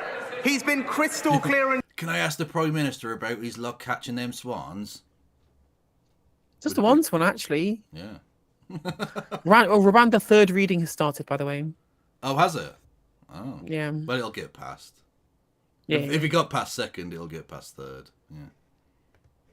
And said that even if the plan is working to reduce the numbers, he would still scrap it, Mr. Speaker. It's because he has no values, no conviction, and no plan, and it's back to square one. That's literally the same answer. He's literally, Rishi Bot is glitching out now. He's just giving the same answer. He's got nothing. The thing is, he keeps using back to square one as this line to attack the Labour position. I'm like, plenty of people probably want to go back to square one. Probably want to forget that the last 4 years happened. Yeah. Also, interestingly, you know where back to square one as a phrase comes from? No? Hello? No. Okay. From football commentary. Originally, before TV and stuff, each of the parts of the pitch would be labelled 1, 2, 3, 4, 5, and 6. Up to 8, and then so back to square one would literally be putting the ball back to the right back, pass it all the way back to the defence. So there you go. Is that a phrase that even gets used in America? Because if so, you've appropriated us. I'm assuming they also use that phrase, but I think they mean they think it's snakes and ladders. Probably, yes. No. He hasn't got a clue where they are, has he? When he goes, no. Is he a Churchill the dog bit? Oh, no. Fair play. I'd like to see a shout out. I could tell you one place they aren't, and that's Rwanda. Because The only people who... You haven't even done the evil thing. Ha ha ha! You've deported nobody. You've deported nobody. Leader of the Socialist Party. Democratic Socialist Party, no less. End me. Just the moral case of socialism. That's what this looks like. True. As cabinet ministers. And for all the word, the ridiculous thing is, we know the Prime Minister himself doesn't even believe in this Rwanda gimmick. He had to be... And the Home Secretary. Neither of them think this is a good idea. Literally. Like, and we know that that's the case. And they'll still go, no, we do. Brilliant. I wonder why people don't trust politicians. Talked out of scrapping the whole thing. Yep. He didn't want to fund it. He didn't think it would work. Yep. And that's the point. All of this, right, again, making it the absolute cornerstone of his governance, when he doesn't believe in it, didn't want to fund it, the Home Secretary doesn't believe in it, they know it's not actually going to make any difference to the thing as well. And they know that legally it's very difficult to get through. So it's pointless, they don't believe in it, and they're not going to be able to do it. And they've made it the cornerstone of their continuance as a government. They have. You are so shit at this. Honestly, you are terrible. They're all terrible. They're all just garbage. Yeah, they're garbage people. Party tearing itself apart, hundreds of bald men scrapping over a single broken comb. Doesn't he wish to get the courage? What a surreal image. I appreciate that. He went to a that mad is place. Has he been reading leftist Twitter? Yeah, exactly. Stop stealing my burns. Fucking hell. Absolutely. We finally got a good line. Yeah. Well, he does seem to have more of the wind in his sails tonight. Unlike usually where he just sounds incredibly bored and frustrated with having to exist. This is it does feel like he's having some fun today. Well, to be fair, it's just a shame that it's over why he thinks that the government should be deporting more people and not indeed about something that's more important, like the collapsing economy. True, but to be fair, this was back at midday or just past midday when it still looked like the Tory government might collapse today. So, like, he was probably thinking, like, he was probably, had his uppers that day, I think. Yeah. Imagine, as Solly points out, imagine if Blair was delivering the same lines. Yeah, they'd probably be funny. Yeah, I mean, he could speak. The government would collapse just because, Yeah, the sheer charm of the man. And then you could get down to some real war crimings. The sheer charms of the man. I was hoping he was going to have sunny charms. You know, they're Aluite charms. They're fine. You've got the same thing in England. Labour are officially DemSoc, ? Yes, officially they are the Democratic Socialist Party of the United Kingdom. Thank you, Lesbian Hot Sauce for the raid. Thank you. Please refresh your streams. I'm with Kevin Logan. Just found. Yes. Hello there, Raiderinos. Come and say hello. KF Logan 1875 over on Twitch. Do it. Or don't. You don't have to. But you are welcome. I just want you to know that. Why am I looking into the camera like they can see me? They're on your end. Anyway, don't matter. Guns. Well, Mr. Speaker, now, I have absolute conviction that the plan we've put in place will work. Absolute conviction, because I believe it's important that we grip this problem. Now, he spends a lot of his time in this house talking about his time as a lawyer, Mr. Speaker, and I would urge him... No, he's never mentioned it. What are you talking about, Rishi? You just doxed him. You're outrageous. Also, again, Rishi, you're not the one asking... You're not... Jesus Christ. You're not the one holding him to account. It's supposed to be the other way round. You're there to answer questions about your role as a Prime Minister, not say, well, the leader of the opposition did a thing, and then he did a different thing, and he said this and that. I don't give a fuck. It's not... Yeah. To listen to them, because Lord Wolfson has said that our bill severely limits the... 4 eminent KCs have said that it is undoubtedly the most robust piece of immigration legislation this Parliament has seen. And Mr. Speaker, a former Supreme Court... I want to hear what the Prime Minister's got to say. Because it matters to my constituents, those who feel it doesn't matter to those. Please, Lee, Prime Minister. Okay, if you care about your constituents that much, how come they don't get to elect you then, dickhead? Because people forget that the Speaker of the House doesn't even have to stand for election. Basically, he's unopposed, isn't he? Which is why in the north of England, if you look at the electoral map, there's just a little black dot. Because he doesn't even get to fucking... So fuck you and your constituency. I'm all for the people of Kingswood, I am! As I said, Mr. Speaker, 4 eminent cases said this is undoubtedly the most robust legislation passed, and a former Supreme Court justice has been clear that the bill would work. But I know, Mr. Speaker, he's always been more interested. You're not in clear, what though, are you, lefty Rishi? No. No, he's not clear. Neither is his Home Secretary. True. Lawyers have to say, Mr. Speaker. I've even got here the textbook that he authored for them. And it's called, and I quote, European Human Rights Law by Keir Starmer. So Props. Oh, I got a prop. Oh, prop. Textbook. Oh. Prime Minister! Prime Minister, when I stand up, please sit down. Can I just say... Jesus, it's like a school teacher. No, when I stand up, you sit down. Do you know? Do you understand? Yes? Okay? We don't use props in this house. And I will certainly ensure that if you do need reminding, I certainly will. Keir Starmer. True. Who was it in Australia that brought in a lump of coal and got told off? I can't remember. Scott Morrison, was it, I think? Yeah. No, it was Tony Abbott, maybe? I'm not sure. I don't know. One of the wankers. Might have been Scott Morrison, yeah. Yeah, anyway. Yeah, you're not allowed to bring in props. You're supposed to speak. This isn't fucking theatre, dickhead. Or at least in theory it's not theatre. It's such utterly pathetic nonsense. It basically is, yes. But in theory it's not supposed to be. Although you can wear costume. Nothing against the rules about that. If you want to come in dressed like someone from Miss Saigon, it'd be racist as fuck, but you could do it. He's been brutally exposed by his own MPs yet again. He's got one party chair who says she hopes the Lords will rip his Rwanda deal to pieces. He's got 2 more who had to quit because they don't think it'll work.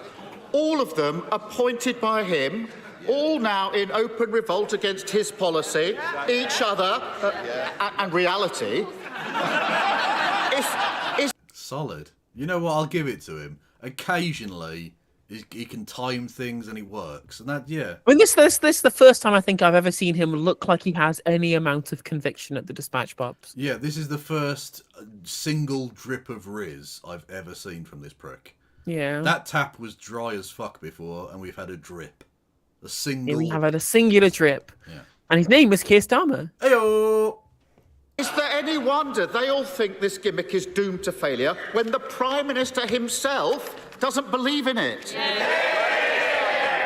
Mr. Speaker, it is rich to hear from the honourable gentleman about belief in something, because and it will be news to him. It is actually the case that you can believe in something and stick to that position on this side of the House.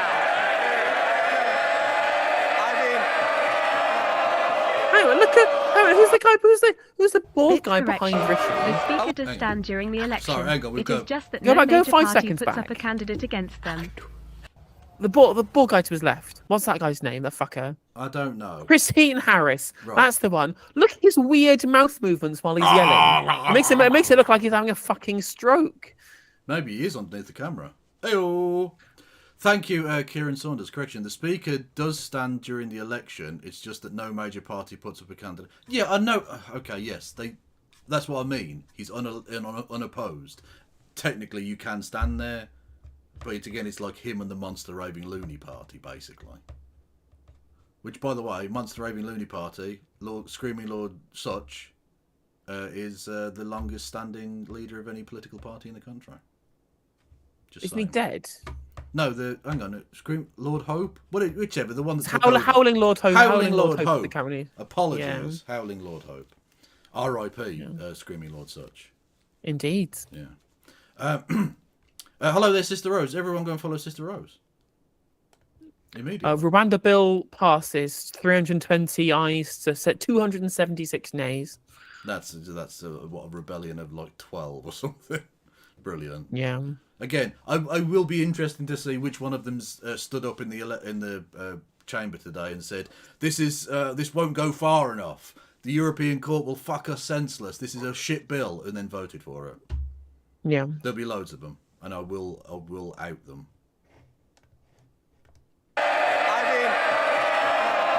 Yeah, it's weird. It's just like having a stroke. It does. He doesn't look normal. He doesn't look healthy. No. Also, he's got a massive fucking nose. Jesus Christ. You don't get to see him in profile very often, but look at that hooter. Good He was bless a big him. hooter. And big ears as well. You wouldn't want to share the coke with him, would you? Because, I mean, there would be nothing left. I will say to this... Yes, that is me suggesting I would do hardcore drugs with the Speaker of the Commons. And what? Partner Push 2024. Fuck yeah. Hi. Oh, hello. Somebody's jumping in from over. Oh, hello. It got very camp then. I'm here for it. Oh, hello, love. You're right. Can I just say, it's very important. It's an important day. People want to know what's going on. So I want my He doesn't constituents... sound like a human. No one talks like this. I want everyone to know about the lizards are not even trying. Don't be northophobic. No, you can be from the north and sound human. He is not. Okay, he's just from the north and doesn't sound like a human. You'll notice I don't take the piss out of Angela Rayner, who's a northerner, because she speaks like a human. That's fine. She does speak like him. Yeah. I don't take the piss out of people from Gloucestershire. I know I do. Oh, bollocks. It's just like yours to hear what the Prime Minister's got to say. Prime Minister. And to also be fair to you, Kev, to be fair to you, Kev, when we watched that Samuel Leeds bit, you even took the best piss out of Brummies as well. Oh, so good. Well, we got... Honestly, the Brummie accent is the worst. There is a reason, and this is genuinely true. Americans, I love telling Americans this. The accent, well, I mean, I've got a very, very mild accent, but the Birmingham accent, when polled in Britain, people prefer silence. People prefer silence to my accent, which is, I get that. Yeah, that's fine. No, I understand. Speaker, we had another example of the honourable gentleman doing one thing, saying another, because Shadow, it is mild. Trust me, there are people in Britain. Go and check out a clip online of a guy called Carl Chin. He's a Brummie historian who is like a professional regionalist, basically, and he's got the most Brummie accent ever, and he doesn't sound human. I don't know what language he's speaking. Oh God, I can't really. No. No, okay, fair enough. I can't. I definitely can't. Yeah. No, go on. You do your best Brummie. Go on. I'll put you on the spot. No, I'm not doing I literally cannot do a good Brummie at all. I didn't say do a good one. I said do your best one. I know. I'm not. No. this week, he backed the Home Secretary in banning the terrorist group Hizb ut-Tahrir, despite him personally using the European Court of Human Rights to try and stop them being banned. And don't take my word for it, Mr. Speaker. Did he? Ooh, I didn't hear about that. Hang on. Keir Starmer. How do you spell Hizb ut-Tahrir? It's HIZB. I've got it. No, yeah, Hizb ut-Tahrir court. Starmer under fire from Tories over advice he gave as a lawyer to Hizb ut-Tahrir. Okay. So Keir Starmer came under fire from Tories over the legal advice he gave to as a prominent lawyer to soon-to-be banned group Hizb ut-Tahrir. Rishi Sunak raised the matter at question time after the Labour leader had repeatedly mocked the government's stricken Rwanda plan. He told PM blah blah blah. Yeah, we already heard all this shit. The Conservatives quickly followed this up with a social media messaging featuring a picture of Sir Keir. Are you a terrorist in need of legal advice? Better call Keir. Oh, they better call Saul him about terrorism. Shit. People like Saul. I mean, true, but like they don't like terrorists, I guess, is the thing. I suppose it's not dissimilar to the way in which who was it? Was it Brown who did a mock-up of David Cameron as what's his fucking name from Life on Mars? the Gene character, anyway, going like back to the 80s, and everyone's like, well, they like that character. You made him look really cool. The fuck? Anyway. Yeah. Yeah. The Conservatives followed up, blah, blah, blah. The Prime Minister... It was put to her that when the Labour leader provided legal advice to Hizb ut-Tahrir, the group was not designated a terrorist organisation in the UK. Well, yeah. She replied, no, but they clearly are now, expected later this week. And if you take a look at the comments they are making at the time, they were pretty unsavoury. Labour defended... I think that their justification for banning Hizb ut-Tahrir is because there were people from Hizb ut-Tahrir at the Palestine protests being anti-Israel. I think that's because, you know, Hizb ut-Tahrir are actually banned across most of the Muslim world. Okay. And, you know... Why are they banned there? What's the beef with the Muslims? Because I think that... Because the Hizb ut-Tahrir, if I remember this is really misremembered, so I apologize if I get much wrong here. But I think they're people who genuinely believe in the creation of a one world caliphate, right? Okay. But not through like military means or anything. But they like to spread Islam to try and convert everybody, essentially. Okay. And that kind of level of Muslim evangelism, whatever it is, that's kind of frowned upon in the Muslim world. They like to keep the East versus West dynamic going. Okay. And Hizb ut-Tahrir explicitly go into Western countries to try and convert people to Islam. Yeah.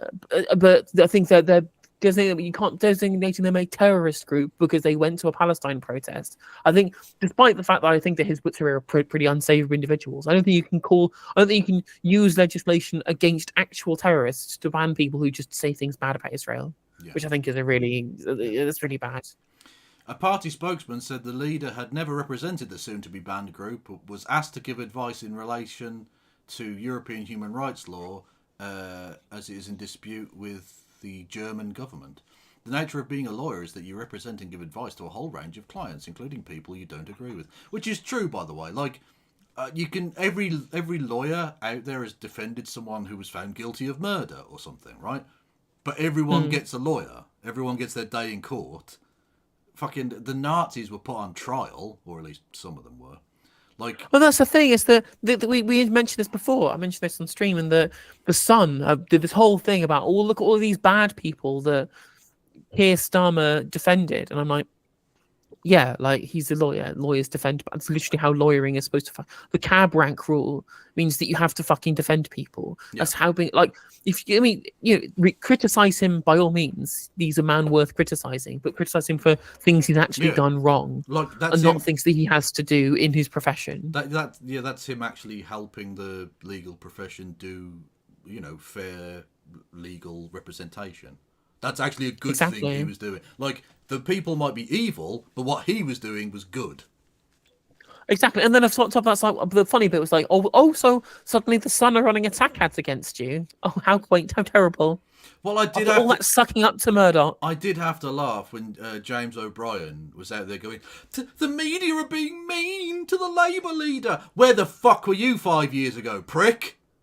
Jesus Christ, James you just O'Brien realised. He even specifically said that I don't have not any proof that Corbyn's been treated any worse than any other Labour leader by the press, and I was just like, come on, mate. Yeah, come on, mate. You're a melter. Shut the fuck up. Absolute meltoid. He is. He really is. Hang on, no, that one. There we go. The extremist's own press release said, and I quote, the Hizb ut-Tahrir legal team led by Keir Starmer. Do you often quote terrorist group press releases as evidence for things, Keir? Not Keir, Rishi? Like, surely if you think they're terrorists, their own words shouldn't be read as gospel. Quite. Also, didn't LBC delete that James O'Brien segment too? They did. I was going to react to it on stream, but they got loads of negative comments. They fucking deleted it. Well, they usually just turn the comments off or something, but they were so bad they deleted it. I didn't realise how pathetic it was. Well, delete your entire account, LBC. Fuck's sake. Where am I going to get my content sludge from? True. To be fair, they are the shit farm of content. That is true. I know he doesn't like talking about them because they've been a client, but when I see a group chanting jihad on our streets, I ban them. He invoices them. That is a good line. I'm not going to... Like, he's talking shit, but it's a good line. It'll work with the people he wants it to work with, unfortunately.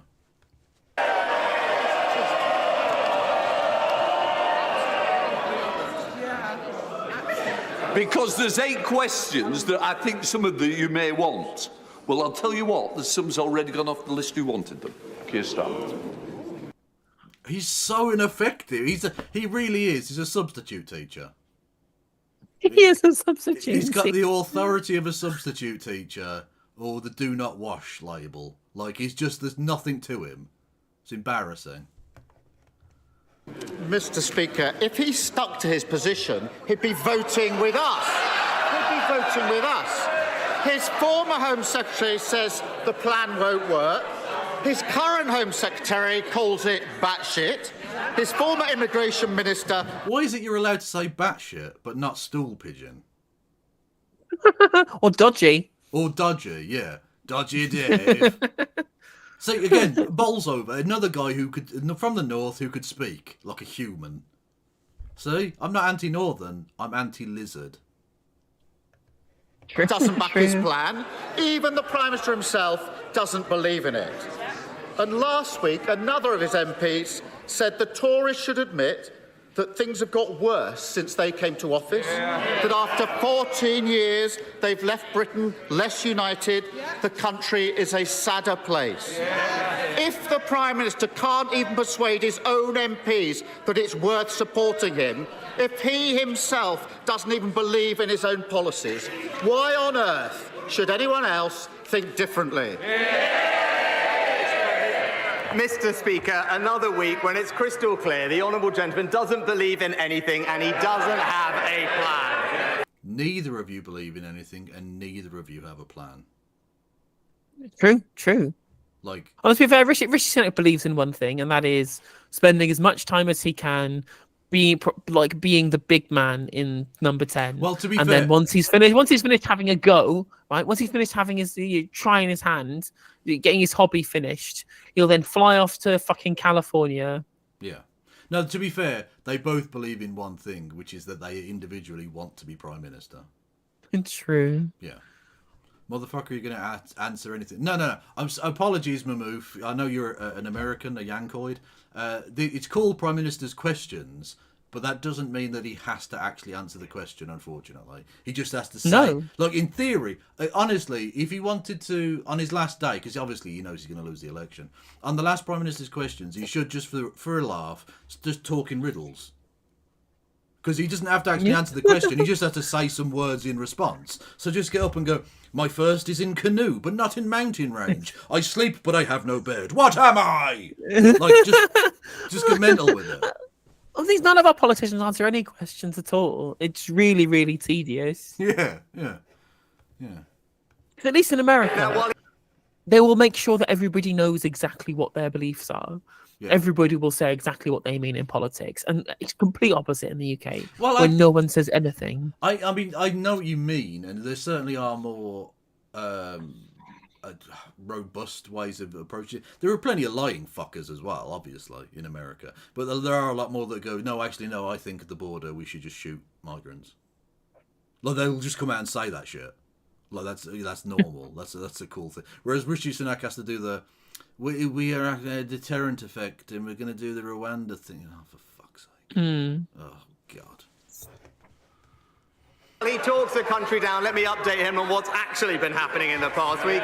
Inflation more than... Hang on, talking the country down. Haven't you all been going on about how the woke have taken over and this country needs to be purged? I'm sorry, who's talking the country down? What? I mean, it always seems to be a very one-sided accusation, that one, doesn't it? Yeah. Like, and also, everyone knows the country's shit. That's why no one has a good opinion. No one who lives here thinks this country is working. So is everyone talking the country down? From Rishi Sunak. Rishi Sunak thinks it's working because it's paying him a lot of money. That's his singular metric. True. That is true. More than halved from 11% to 4%. Real wages rising. Real wages rising for the 5th month in a row. Last week, rates started falling and millions of people benefited from a tax cut worth Tax cut. We did a tax cut. If you say it enough, it becomes true. It does become true if you say enough. Again, we know this from the Rwanda bill. If you just pass it into law, it becomes truth. Exactly. They amended the Rwanda bill to just mean that imagination is real. So it's fine. Yeah. Yeah, they call it the Imagination Land Bill. We'll have Imagination Christmas. Let's go. £50. So while he takes us back to square one with a £28 billion tax grab, let's stick with a plan that's delivering a brighter future for Britain. Mr. Speaker, it's against the law to silence victims of crime, but that's exactly what the Post Office did through the use of non-disclosure. Yeah, but it was limited and specific, so go fuck yourself. You see, when you abandon law, it can just be thrown in your fucking face every time, you Tory gobshites. Yeah, true. Every time. Either law works or it doesn't. You can't pick and choose. True. Agreements, and this is just the most recent case of NDAs covering up mismanagement, misconduct and even crimes at work. Will my right honourable friend the Prime Minister consider banning their use in all severance agreements once and for all? Minister. My right honourable friend is right to raise an important point, and the ability to speak out about things is key to unlocking justice. And while NDAs can have a place, my right honourable friend is right to say that they shouldn't be used to stop victims of crime, in particular, getting the justice that they deserve. I can tell her that the Ministry of Justice are carefully considering how to best address this issue, including legislation, and I know that my right honourable friend, the Justice Secretary, will keep the House updated on further progress. Leader of the SNP, Stephen Flynn. Yeah. Yes, get ready for probably basedness and rolled R's. Both of these things will be coming. Mr. Speaker, when people woke up today in homes that they can't afford to heat with mortgages that they're struggling to pay, to news that inflation is once again on the rise, they'll have looked to Westminster for answers, and instead they find a UK... Oh, he's losing. There's almost certainly he's losing. Jesus Christ. Yeah. He's gone. No offence. I don't want you to go. Do not pass go. Do not collect your MP's 90 allowance. grand a year. Yeah. It's a shame because he's probably one of the better ones and will be replaced by some fucking Labour maltoid. Labour. That is a skinny majority. Don't elect a guy with no majority to be leader then. Would be my point. Although I suppose they don't really care because they don't want to be there. So they probably don't care about losing their leader at the Commons because they'll just replace him with whichever dickhead's next. Anyone. Yeah, literally anybody. UK government, which is tearing itself apart over how quickly it can send vulnerable people on a plane to Rwanda. Surely the Prime Minister must understand that the anger that some of his own backbenchers have towards him is no comparison to the anger that the public have towards his party. That's true, although what I will say is that the anger towards Rishi from the public is very different to the anger from his backbenchers, who think he's not being ghoulish enough. I mean, most people just don't give a shit. They just want to make sure they can feed their fucking children. Yeah. The Tory backbenchers, literally, their entire thing was, this doesn't go far enough. Can we put in like an amendment about gunning them down? Or something, you know what I mean? Like that's what the way they wanted to go with it, to make it even less likely that the court would ever allow it. Basically, Prime Minister. Mr. Speaker, if the honourable gentleman did care about supporting working families to pay their... And again, Rishi Sunak, he's got a big enough majority. Start speaking in a Yorkshire accent at the election. True. That'd be amazing. True. Re-elect the Tories, aye. You know, aye. I'm from Yorkshire, me. I'm from Sheffield. Bills to pay their mortgage. Why on earth is the SNP making Scotland the highest tax part of the United Kingdom? Scotland's one of the only places that has functioning anything. What are you talking about, you man? And also, increasing tax for the richest earners. They've already had the hard work rewarded. They don't need any more. True. Where the average, Mr. Speaker, not the wealthiest, where the average worker in Scotland is now paying more tax than they do in England. Stephen Flynn. Of course, Mr. Speaker, when it comes to the Rwanda bill, the reality is that if you want to stop the smuggling gangs, you should introduce safe and legal routes. But instead, the Prime Minister is seeking to weaponise some of the most vulnerable people in society. It is straight out of the cruel and callous right-wing extremist playgroup. His time in office is fast approaching its conclusion. Does he seriously want this to be his legacy? Prime Minister. Yes. Well, that's basically true. It would be so. I mean, what's ironic is that he's actually been the Prime Minister we've had that's kind of done the most to actually fix an issue. It's not an issue that he should have had to fix, because it's an issue of his party's own creation. But the Windsor Framework essentially ended all of the Brexit shit. Yeah. All of the Brexit issues basically were all done once the Windsor Framework happened, and we moved on from there, despite the fact that both of his predecessors, all four of his predecessors, tried and failed miserably to get a Brexit deal passed. And he was like, turns up, goes, okay, all right, Windsor Framework, yeah, we're happy with it. All right, good, let's go.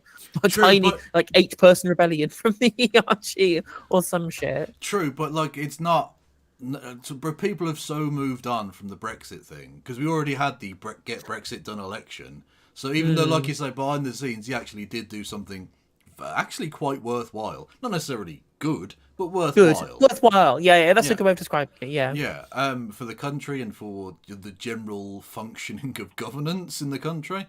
But it's very unpopular amongst unionists for many reasons, and B, people have moved on from Brexit. They don't want to talk about it anymore. People are pissed off, so he has to have this new shiny thing to wave in front of dickheads. And that's Rwanda, Imagine if you could literally run on the next election for I was the man who actually got Brexit done. Unfortunately, because having a change on the framework in which you do trade across the border in Northern Ireland is that's not exactly sexy, is it? I was about to say, the least sexy platform ever. Yeah. Yeah. Yeah, I put. Whereas we sent fucking desperate people to Rwanda. I mean, if they want to run with it, it's fine. Go on. Well, to be fair, that is sexy amongst a certain group of very, very twisted people. Yeah. True.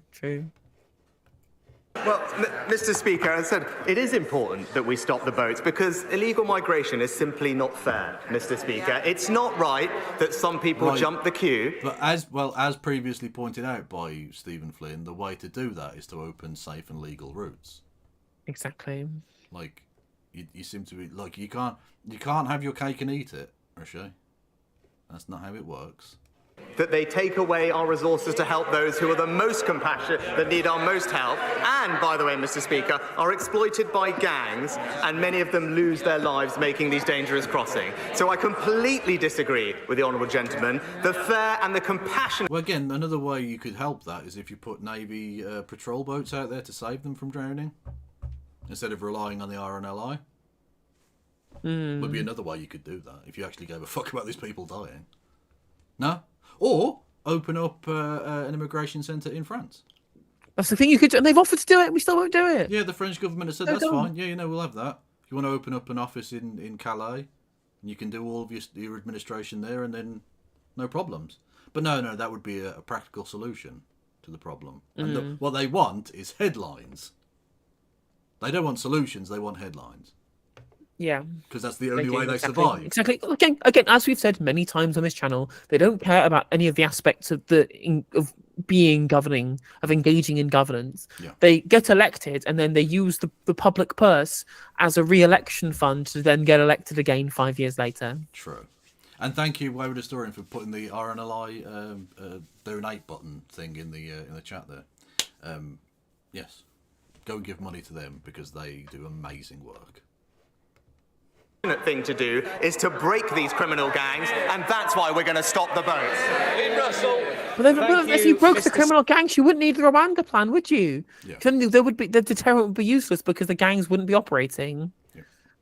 Speaker, unexpectedly, 5 months ago, I had a heart attack, and he fucking survived as well. Oh. I literally was about to say, don't say it, don't even think it. Sorry, my favourite time I ever used that specific phrase was when there was a picture of Douglas Murray in a bulletproof vest, and it was Talk TV, Douglas Murray on the Gaza border, and I was just like, don't say it, Don't even think it. Oh, where are the paragliders now? No. The top reply on Twitter was one of my favourite Twitter reply guys. Sir Ken Stonga Casey. We love you if you're in chat. But it's just Hamas has the chance to do the funniest thing. It's true. Oh God, it's so true. Thanks to the swift action of the NHS emergency services, it was caught early.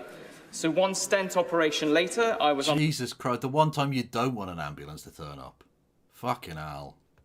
a swift path to rehabilitation and recovery, and stand here today fighting fit and a bit lighter too. So along with encouraging everyone to visit the British Heart Foundation website to understand the early warning signs and get fantastic resources to help them, would the Prime Minister also join me in personally thanking everyone? See, I don't know that he's going to appeal to a lot of Tory MPs because they don't have hearts. So No, true. I'm surprised as an elected Conservative MP, he was able to have a heart attack. Well, some of them slip through the net.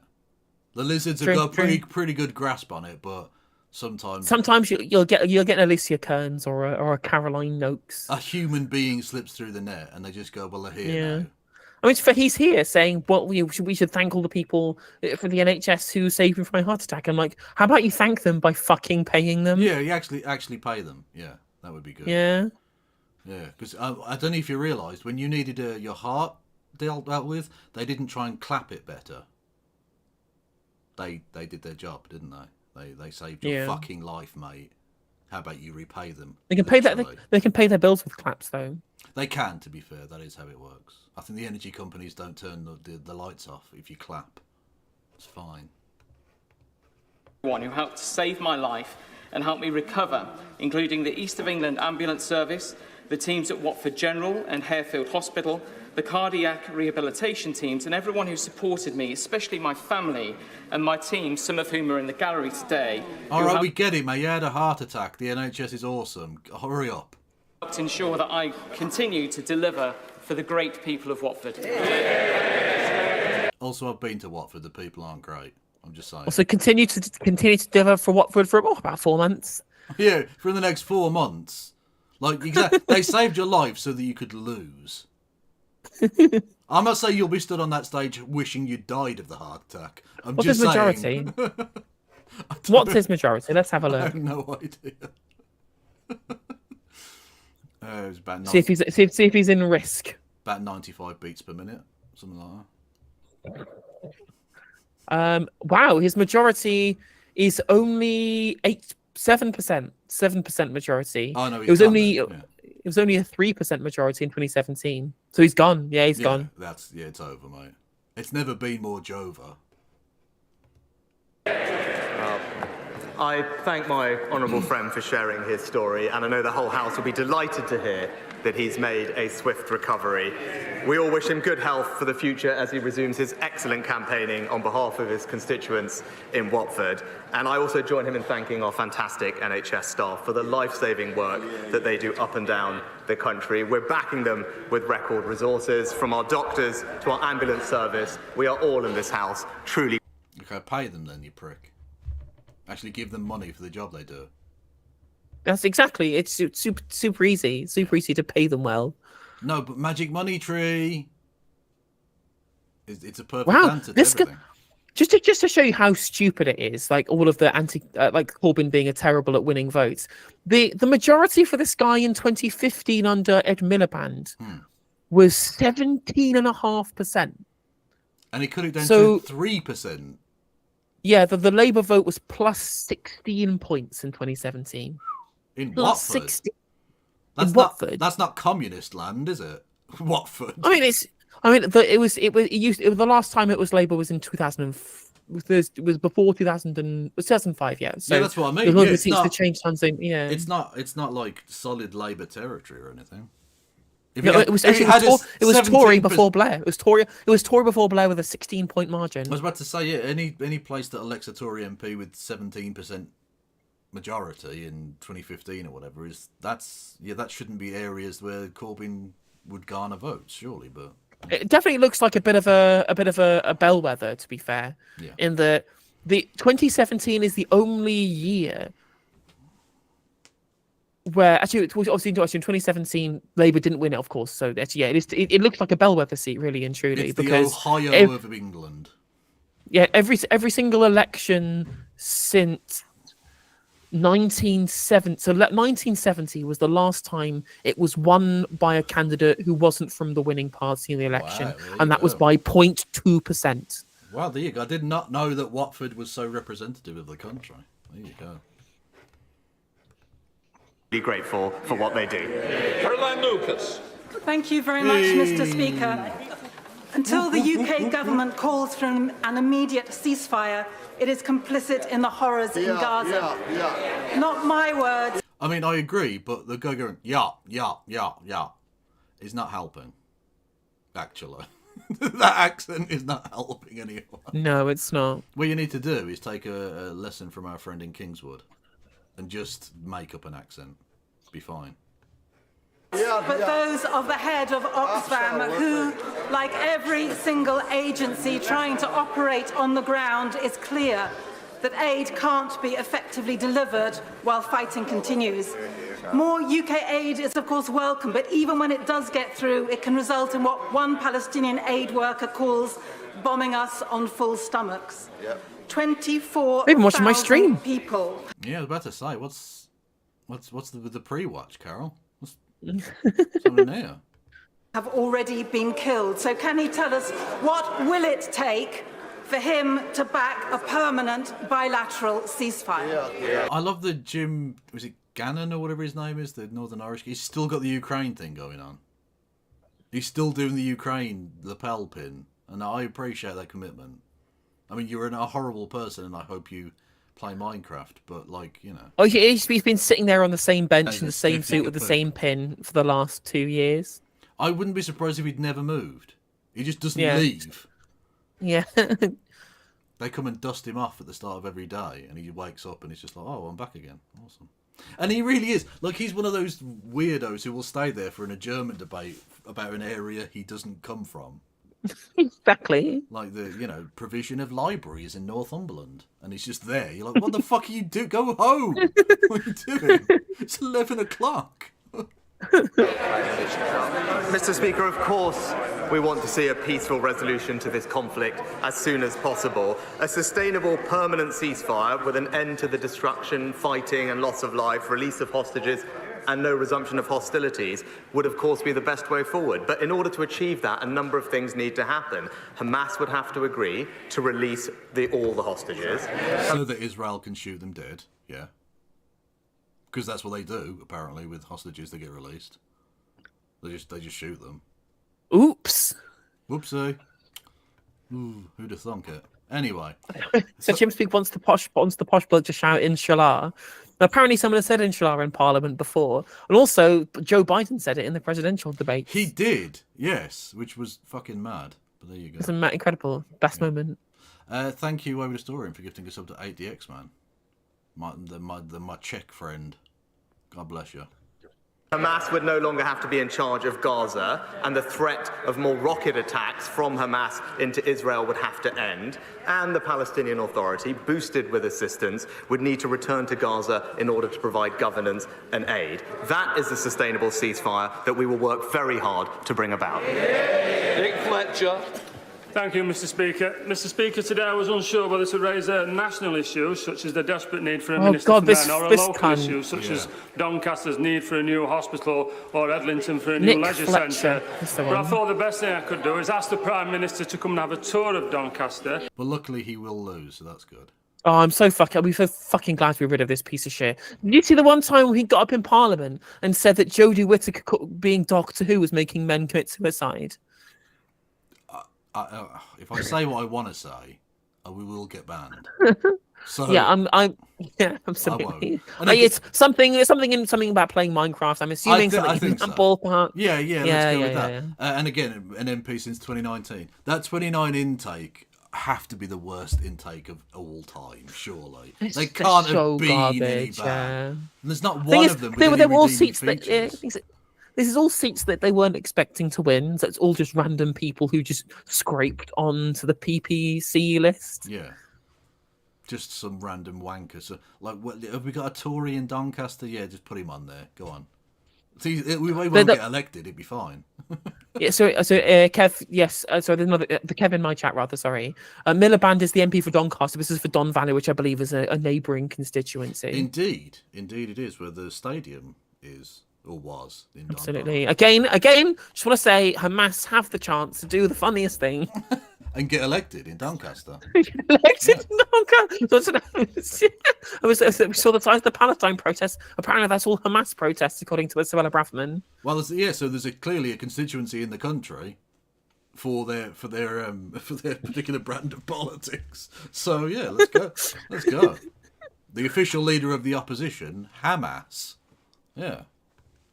And while I'm showing him around my hometown, I can press the need for a Minister for Men, I can show him the site for a new hospital, and I can introduce him to the people of Edlington so he can discuss their new leisure centre. So will the Prime Minister accept my invitation? Yeah. Please fuck off. Like, literally fuck off, mate. Like, oh God, this culture war shit. Did you see... Oh, I might as well play this little clip from the Rwanda debate, because it was pretty mental. Bob Seeley, who's a Tory MP, naturally, gave his reasons for voting for the Rwanda bill, and it's very stupid. Option 4, we vote down the bill today. There are no flights at all.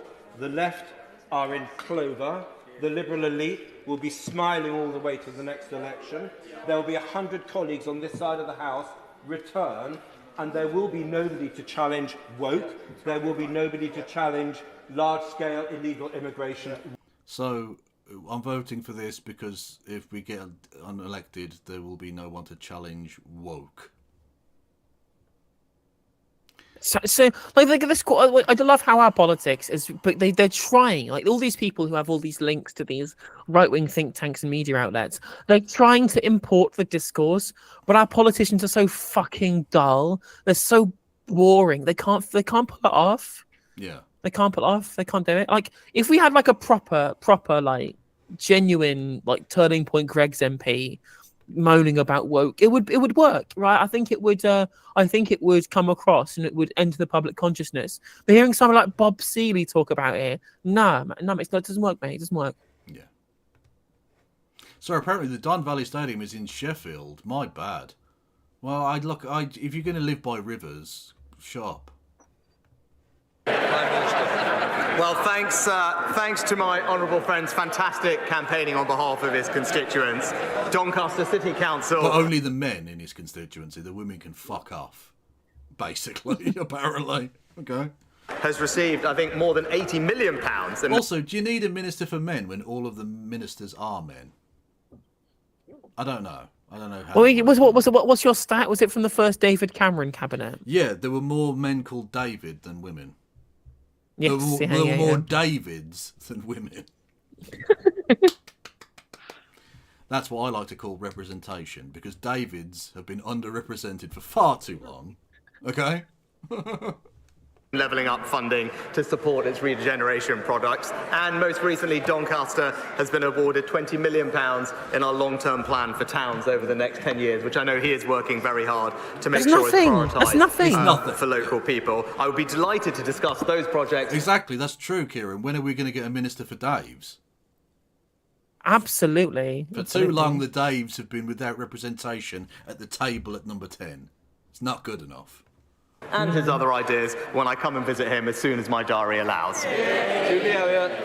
Thank you, Mr. Speaker. 71% of requests for funding from the Community Ownership Fund aimed at saving libraries, pubs and village halls have been rejected. See, again, another northerner that speaks like a human. Yeah, true. And also a really good point that's being made here in the fact that, we do need to ensure more community ownerships of things like this. I mean, in fact, this is a story. I was at a train station in Wales in December. Okay. And I got talking to some guy on the platform. Turns out he was an ex-chartered surveyor, of all things.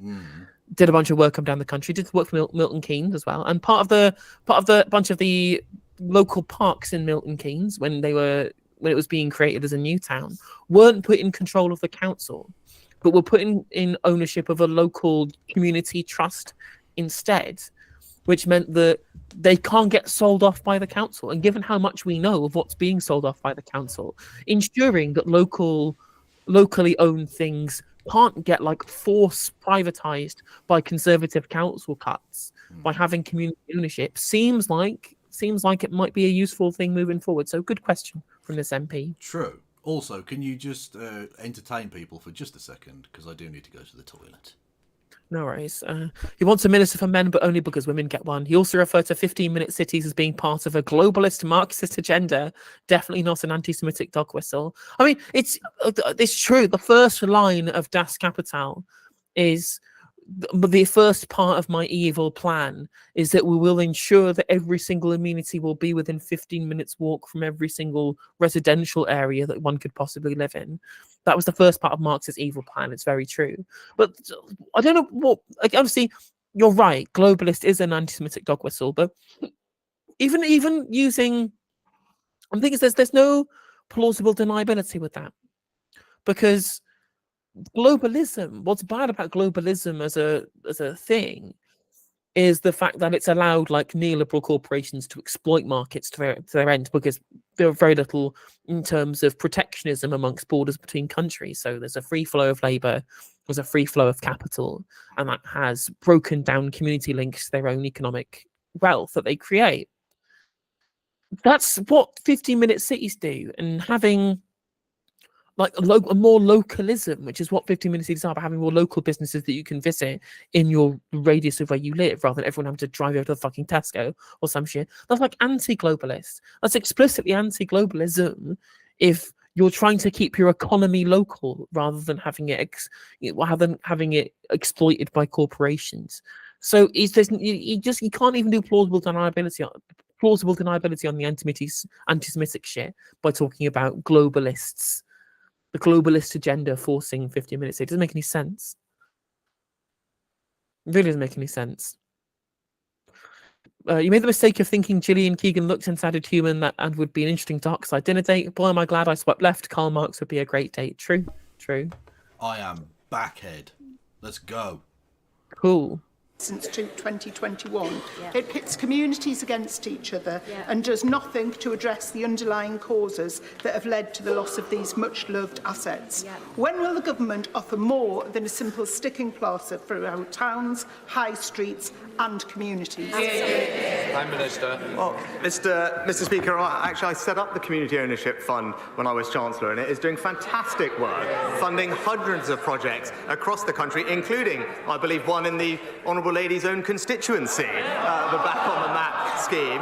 It is there to support local communities to take over assets, whether it's pubs, village halls or other community assets, and it's doing a fantastic job. It's right that there's a competitive process because we want to make sure that that money is deployed in the areas where it can make the most difference. Everything has to be a market. Nothing can be done by social utility. Only markets. The only way we distribute anything ever. Yes. It's literally conservatism. The high church of conservatism. What's ironic as well is that, again, this one thing which you can't even blame Rishi Sunak for, because it was George Osborne that was the one who absolutely slashed into council budgets. I guess you can obviously say, maybe Sunak could kind of reverse some of that. But even so, this has been like 14 years in the making. No, it was okay because we could grill. Can we go back to 2012, please? It's fine. Thank you, Mr. Speaker. Overcrowding on Chiltern railways has become a daily misery for commuters from stations like Hadnam and Tame Parkway and Princes Risborough in my constituency, the root cause of which is an ageing fleet constantly breaking down and shorter trains having... Why is their rolling stock so bad? Yeah, it's weird. That's weird how rolling stock is bad. Ironically, I actually think that the Chiltern Railways rolling stock is pretty good in my experience of using Chiltern Railways. Well, it's not bad. It's no fucking Northern Rail. Southerners do not realise how fucking good they have it. I was literally about to say, Londoners, when Londoners going about how bad their transport is, I want to drag them onto a Birmingham bus, train, anything. Under a button. No, sorry. No, that's joke. Yeah, but it's infuriating because, again, I genuinely think the Chiltern Railways train stock actually some of the best that I've used in the country. Everything has tables. Like, it's got charging points all across, especially like the mainline Chiltern trains. They're really good. Like, they're still, up until very recently, Northern Rail was still using fucking pacers on their lines. Yeah, we're still using the Rocket, the original Stevenson train. Again, just to point out, if the free market could solve this issue, why hasn't it? To be run. There are proposals on the table for both short-term additional capacity and long-term fleet renewals. So will my right honourable friend, the Prime Minister, instruct the Department of Transport to fast-track those proposals so we can end overcrowding on Chiltern? Prime Minister. And I agree with my honourable friend that the performance on Chiltern hasn't been good enough in recent times. I know that Chiltern have recently begun engagement with the rolling stock leasing market, which will help reduce overcrowding, but also together with DFT, they're looking at providing additional capacity at peak times. So I know my honourable friend, the Rail Minister, will ensure that these plans continue to progress and keep my honourable friend updated. Patrick Reddy. Are they going to go to the rolling stock market, are they? Are they going to go to the market for rolling stock? I wonder who's to blame for their current rolling stock. I wonder who's to blame for that already. No, just, again, the free market will solve it. It'll be fine. They'll just buy it better, and then everything will be sorted. It'll be wonderful. It's interesting how Shakespeare Farmer points out that Transport for Wales are still using pacers on some of the Valleys line. Isn't it weird then that both Northern Rail and Transport for Wales, who are both using pacers up until very recently, are the two that have had to have been bailed out by the government and taken over by the operator of last resort? Because they were both, I think it was in 2021. Actually, I think it was 2021 for both Northern Rail and for, 2020 for Northern Rail, 2021 for Transport for Wales, they had to get taken over by the state because of poor running by Keolis Amy, was the previous private operator for Transport for Wales. They still do all of the maintenance, though. That's not been taken away from them. And Northern Rail were owned by Arriva. Oh, brilliant. Love it. I love me some free market solutions. Of deportation to Rwanda that makes the government think it will be such a deterrent to asylum seekers? Does it think that life in Rwanda is somehow less comfortable, less secure, less safe than it is here in the United Kingdom? What does the government think is wrong with Rwanda that means asylum seekers won't want to live there? It's not that there's anything wrong with it, it's just that it's not the United Kingdom. And there's something magical about the United Kingdom that makes it better. Do you want to be any more racist? Would you like to be more racist? I think you could be. You could be more explicit. It's not. Look. Who wants to be sent to a black people place? Is basically the point. I mean, there is something definitely wrong with Rwanda, and they're currently having border skirmishes with the fucking Congo. Hello. Yeah, there is a little bit of that, and the fact that again, it's so unsafe that we literally take refugees from there. Oh my God. Speaker, and I have to point out to the honourable gentleman that deterrence works. We know that it works because... Right, but dickhead, square the circle for us here. If there's nothing wrong with Rwanda, how is it a deterrent? And if it is a deterrent, why is it a deterrent? It's safe, very safe border skirmishes, though, because the government have decreed it to be. They have decreed it so. Yep, they're just using Nerf guns, probably. I reckon. Yeah, fine. Of course it is. It's just BB pellets. It stings a bit, but it'll be all right. Yeah. Because our scheme with Albania has ensured a 90% reduction in arrivals from that country. To Therese Coffey. Mr. Speaker, I know my right honourable friend... Get ready, everyone. Get ready. This is Winston Churchill. Okay? Prime Minister is committed to energy security and the development of renewables, as am I, and that's why Sizewell C started a DCO this week. However, there are plenty of other developments which are happening on greenfield sites where CPOs are planned to be used by National Grid to plough up farming fields used for food but also tree production as well, when there are brownfield sites already available connected to the network. We will fight them on the brownfield sites. National Grid is refusing to publish its study of Bradwell and why they deem it would not be suitable for this connection of offshore wind farms and interconnectors. Will he meet with me to discuss this and other East Anglian MPs and also to use the powers of his office to get that study published? As my honourable friend will know, the planning applications for new infrastructure are managed independently, so I can't comment on specific cases, but I do agree with her that it's important to listen to the views of local communities like those that she represents across Suffolk and East Anglia. I know my honourable You know what's friend dumb? for Aberdeenshire You know what's West really was dumb? What's really dumb? So this is a plan for a new substation, essentially, Yeah. to be able to transfer electricity from a new wind farm offshore in the North Sea to connect up to the grid. And both the Tories, the Liberal Democrats, and the Greens all oppose the construction of the substation. It's really depressing, and this is for green energy as well. Hang on, why do the Greens oppose it then? Because for the fuck, it's the it's like the rural East Anglian Greens, all fucking NIMBYs, aren't they? Oh, brilliant. Visiting her area recently to mark the commencement of the project at Sizewell C, and I can assure her that relevant ministers will continue to pay close attention to her concerns.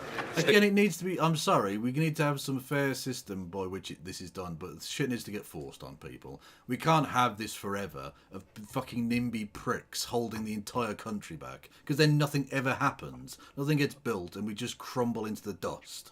Who would have thought? Who would have thought that our continual treating of property rights like some fucking deity that we have to worship would lead to a society full of very selfish people who don't want to see any amount of their property price depreciated, even if it would be a great help to the prosperity of the country at large. Yeah.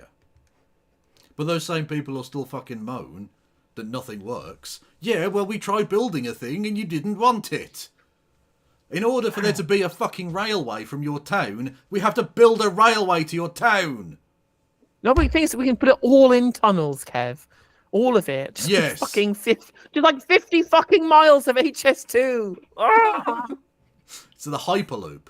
We live in Hyperloop land. But people want... Honestly, I think Elon Musk would be more efficient at building HS2 than all of the private contracts that we have. That's how miserable things are. We should have got him with in. HS2. We should have given him a bell. Elon, we know you're mainly fucking around on Twitter. Sorry, X, obviously. But you want to come over and build us a railway? Let's go.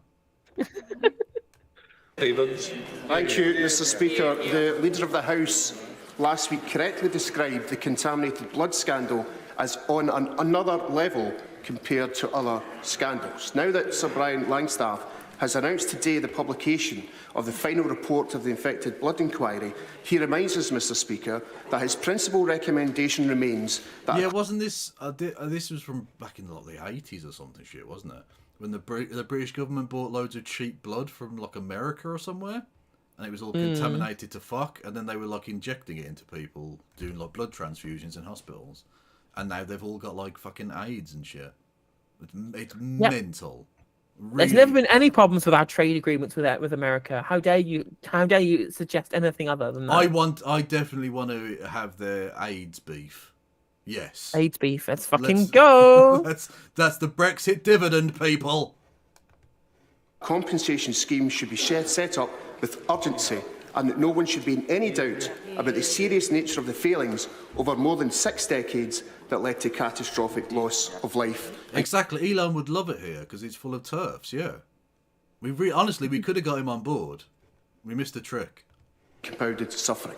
Prime Minister, over 100 parliamentarians wrote to you this week, so can you tell us now when those affected will be paid compensation for their loss? Mr. Speaker, I'm acutely aware of this. No, we're just going to wait for them all to fucking die. It's like the Northern Ireland compensation. Like, do you know how long ago this happened? Fucking pay them some money whilst they're alive, you pricks. The fuck?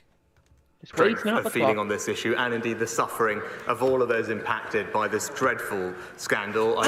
You're not going to lose it. Like, everyone thinks, oh yeah, people who got infected blood should be given compensation. There's no one who doesn't think that. You're not going to lose any votes by this, so just fucking give them the money, you cunt. Look exactly what they did with the postmasters. Yeah. Literally just like, yeah, fuck it. Actually, we can just say, lol, no, everybody's exonerated, which they could have done fucking years ago. Also, when did 1973 Elton John start sitting for the SNP? When did this happen? God bless him. That is amazing. last year, and as I said then, I recognise the suffering that thousands have experienced over decades. He will know that the Minister for the Cabinet Office updated Parliament on this towards the end of last year. He'll know it's a highly complex issue. Interim payments have been made in some cases, and we are committed, absolutely committed, to responding to the final report as quickly as possible following its publication. Robert Neal. Thank you, Mr. Speaker. Last week, Conservative-controlled Bromley Council's children's services were rated outstanding by Ofsted. This fucking dwarf cunt needs to fuck off as well. I mean, honestly, they're all bad in their own way. But I was going to say, should we move on from PMQs? I think we've got all of the meat of this one, haven't we? We've been doing it for 2.5 hours. Okay, yeah, that's fine. Have you got something else you want to look at? I popped a couple of stories in the DMs. One of them is pretty worrying, and the other one is fucking hilarious. Okay. Okay. Right. So we've got which one do you want to do? Burble Sing? No, let's start with the funny one first, and then we'll finish. We'll intersperse. We've had misery PMQs. We'll do the funny one, and then we'll get to Burble Sing as a dessert. People, hang on, what? Okay, all right. So what is this? Britain, they arrest you for making Skyrim sex mods. Police have seized. So if you then go through it. Police have seized my wife's laptop after one of her friends discovered and reported my wife's modded version of Skyrim. Okay, you have my attention, certainly. Right, so police have... location, England. Fair enough. My wife left her laptop at a party at a friend's house. One of her friends apparently booted up Skyrim, a natural reaction, of course, and he discovered that my wife had installed quite a few not safe for work mods on it. Okay. This includes non-human enemies such as wolves attempting to non-consensually mate with the player. So she installed a furry rape mod. That's literally what she's done. It's a furry rape mod. It's Omegaverse. It's full Omegaverse. We're going to have Addison Kane on the line with copyright documents ready. Okay. The police seized her laptop 2 days ago, and this morning she just received a request to attend an interview at the station. Why would you taking this to the fucking party? There are so many questions. So many questions. They have advised her laptop will likely not be returned until mid-2025. What? What is it? What's the point? Well, hang on. So furry rape's going to be made legal in 2025. Why?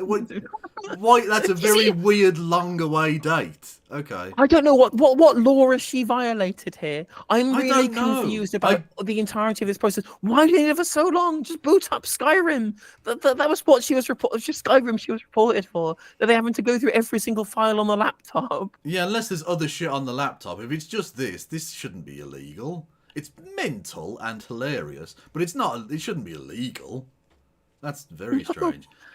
But if she complies with the investigation, it may expedite the process. Oh, so they're just holding it hostage then? Oh, so you want your furry rape computer back, do you? Well, maybe. I just need we need a year with this laptop. With me specifically alone, I'm going to keep it on my own for the next year. I'm going to start working from home. Yeah, absolutely. This deep investigation. I'm investigating the breaches of the law installed on this Skyrim here. Exactly. Don't use a white light on this one. Is all I'll say. Just don't do that. That image from South Park. Just pretty much on the computer screen. Mexican fart porn. Okay. Should she attend this interview? ? Is it okay for me to go with her to offer support? Okay. I mean, yeah. She's your wife. I don't think you're an accessory to the crime now. I don't know. I mean, the thing is, she wouldn't want her friend. Like, I don't think you can have a friend come with you, or at least not do the interview. But you can have legal representation. But as Jim Speaker points out in chat, like, you're going to have to explain all of this to your lawyer. You have to go all the way back to first principles, right? So Skyrim. What Skyrim is modding is this procedure, and so that's what the Omegaverse is. And so if you add these all of these things, explain all of these things, and they go, and this is why I have been arrested by the police, and why my laptop has been impounded. Yeah, and that lawyer's just going to go, you know what, I don't know that this is worth my fucking time. I can't be bothered. This is ridiculous. Just plead guilty. Just plead guilty. Fuck it. Right. My wife has quite a few rather unusual fetishes. You don't fucking say. Really? Furry rape porn. Okay. Oh, not rape porn, but like gaming. But these arise from childhood trauma. Okay, that took a dark turn. So I usually just let her do her thing. Go to therapy! Yeah. Go to fucking therapy. You should try and help. Furry rape Skyrim is not therapy. Yeah. You shouldn't just let her do her thing. You should try and help her. Take her to therapy. This is not a normal coping mechanism. No, this is very bad. Additionally, the quote-unquote friend who found the Skyrim wolf stuff has been posting about it on Facebook, TikTok, Twitter, and emailing my wife's employer. What the cunt this person is. You're trying to get her sacked? Yeah. Having Omegaverse porn? That's mental. Okay. Who he doesn't seem to realise is actually another relative who doesn't give a shit. So now their family knows. Oh, for fuck's sake. You're just going to be known as the cousin. Oh, there's Jill over there. You know about the Skyrim story? No, what's that? And everyone knows about the Skyrim now. She's now Wolfie Jill or whatever. Yeah. You're right, Wolf. Oh, for fuck's sake! Every family wedding she goes to now. Doesn't give a shit. Is there any action left that can be taken against this individual? What? Hang on. There's no... Okay. I don't think anyone has done anything illegal here. The person who owns the weird thing it's funny, but is not illegal. It's also... There's no, like, implied confidentiality about Skyrim wolf rape porn situation. Like, there's no... porn? It's all animated. It's a fucking video game. Like a video game, yeah. There's no confidentiality agreement. There's no non-disclosure on that, I don't think. No, I wasn't expecting there to be. Yeah. I think the second reply is funny, though. Harassment. I suppose it might be considered harassment, maybe. I don't know. It gets better. The OP replies in one of the threads that his wife rejected advances from the friend at the same part. Oh, no. Blue ball strike. Oh. That's it. That's all it is. All it is, clearly, is just it's a bruised ego. Oh, well, you won't fuck me while I'm going to tell everybody about your wolf porn kinks. Yeah, that's... there you go. That explains quite a lot about this story. There you go. It really does. It really does. I'm glad you brought this to my attention. This is the story of the day. And it's also important to think, was the advances made? Were the advances made before or after finding the wolf rape Skyrim mod? That's fucking true. That's very important context for this. Because are they also into that? Or... Oh, okay. Right. Are they into it but from a different angle? Are they themselves a furry who likes to engage in consensual non-consent play? And they wanted to engage, and they went, no, I'm just into the video game stuff. This is fucking weird and mental. And they went, okay, kink shaming, I'm going to ring your boss. Fuck you. Like, or also, did they do that and then realised and went like, whoa. They had like, they say like trans panic or whatever. It's a disgusting thing. But like that, but with like wolf. Omegaverse panic. Yeah, exactly. They had Omegaverse panic and went, ah! And freaked out and went, I'm going to tell everyone, fuck you, you weirdo. So the serious point of this is just how much time do the police think they have? As long as it takes to jack off to all of it, I guess. I mean, to be honest with you, if the police officers are jacking it to this, they're probably not out there sexually abusing people. So, I mean, that is true. That is true. That the more time they spend on cases like these, the less time that they have for being Bastard Dave, as per the Casey review. Yeah. But I mean, it just shows you how stuff like the Rochdale stuff was able to be not taken seriously by police, because what they are busy to actually taking seriously is the Skyrim mods that people have installed. Yeah, do you not have any actual serious crimes you could be investigating rather than this weird shit? Of all they've got time for this. They've got time to arrest Count Dankula for making his dog do stuff on YouTube. Of all of the internet sex-based shit that they could be doing, this is what they're going to get involved with, really. Yeah, not this is what they have time for. Ocean of child pornography. Oh, sorry, I forgot. Some of you actually are watching that privately. Police, just saying. Oh, that is quite a story. And delightfully I thought you'd like embarrassing. that one. Yeah. Yeah. Like the sex equivalent of shitting yourself in public. Unless you're into that, in which case that is the sex equivalent. Anyway. Right. Okay. So we've got... What else have we got? We've got... Burble Sing. Jesus Christ. Yeah, this one is wild. Okay. That's absolutely wild. It just shows you like what it is you're allowed to do as long as you enter like the inner ring. You remember this person was promoted by Boris Johnson, no less, to be the government's social mobility czar. Yeah, and she's fucking mental. Oh, she like this is on top of her. So the first interaction warrior. that we'd had with this, yeah, it was her not understanding that a video that was spread on the internet was not real and was supposed to be training people for airlines in conflict resolution and wasn't actually a real thing that was actually happening. Yeah. And she retweeted that from like a clearly neo-Nazi account. It was very funny. Yeah. She's an idiot. Anyway, Britain's... the account that she retweeted it from was literally something like N-words posting their L's and not spelt out like the original way. Oh no! So that's the account that she had retweeted it from. Oh God! And on top of that, also making up stories about children identifying as animals based upon the fact that the concerned letter from a parent that she shared on Twitter still had the he/she from the macro that she created, or the template that she had for people to use. So it was just said it's he/she would have been doing from him/her. I was like, so this isn't a real letter. Then the template that you've used, and then you've not bothered to cross out the unrelated pronoun. Brilliant. Yeah. So she's a culture warrior freak, basically. She's an absolute freak. Yeah, freakoid. Yeah. Britain's strictest head teacher taken to High Court over school's Muslim prayer ban. Brilliant. It's getting very Marine Le Pen, isn't it? It is a little. Britain's strictest head teacher is in a row with Muslim pupils over a decision to impose a quote-unquote prayer ban. Michaela Community School in Brent, northwest London, which is run by Catherine Burble Singh, the government's former social mobility czar, is facing a High Court challenge from a Muslim pupil over its prayer policy.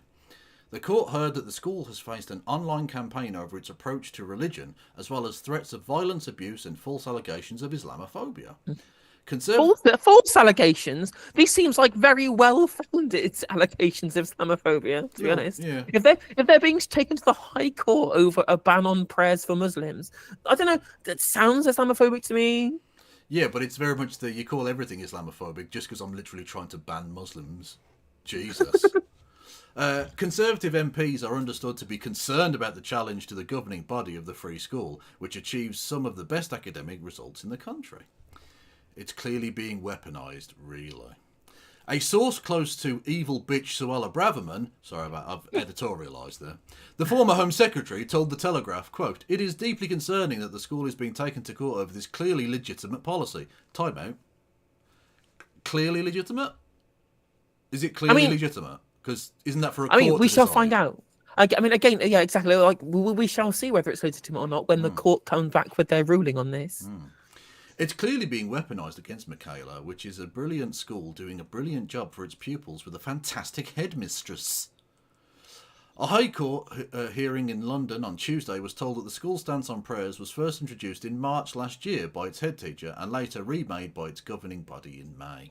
About 30... So the fish does rot from the head then. Not just her, it's all of the sycophants in the governing body as well. Yeah.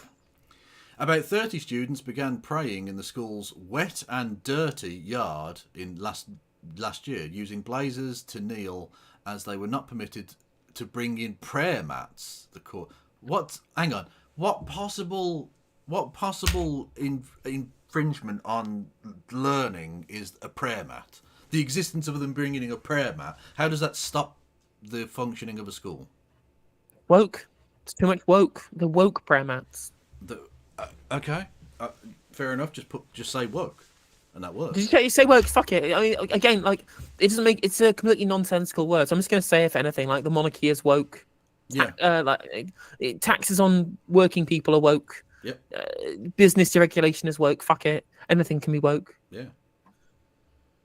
Lawyers for the school, which is opposing the legal challenge, had argued that proceedings should be held in private owing to concerns over past harassment, which include threats of a bomb hoax. Hang on, what about the free marketplace of ideas, Burble Singh?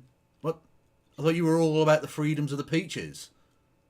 Yeah, and it's so the argument here, if I'm reading this correctly, if I'm getting the right vibes from this, is the argument they're making is that we had to make sure that all the Muslims do all their praying out of sight, out of mind, because of what other kids would do to them if they saw them praying, rather than reprimanding the kids who do the harassment. Yeah. They're going to make all of the Muslims go and do it in solitary. Yeah, exactly. We were perfectly fine with them bullying Muslims. It's just the Muslims existing as Muslims and doing Muslim stuff that we had a problem with. It's apparently school policy. Cool.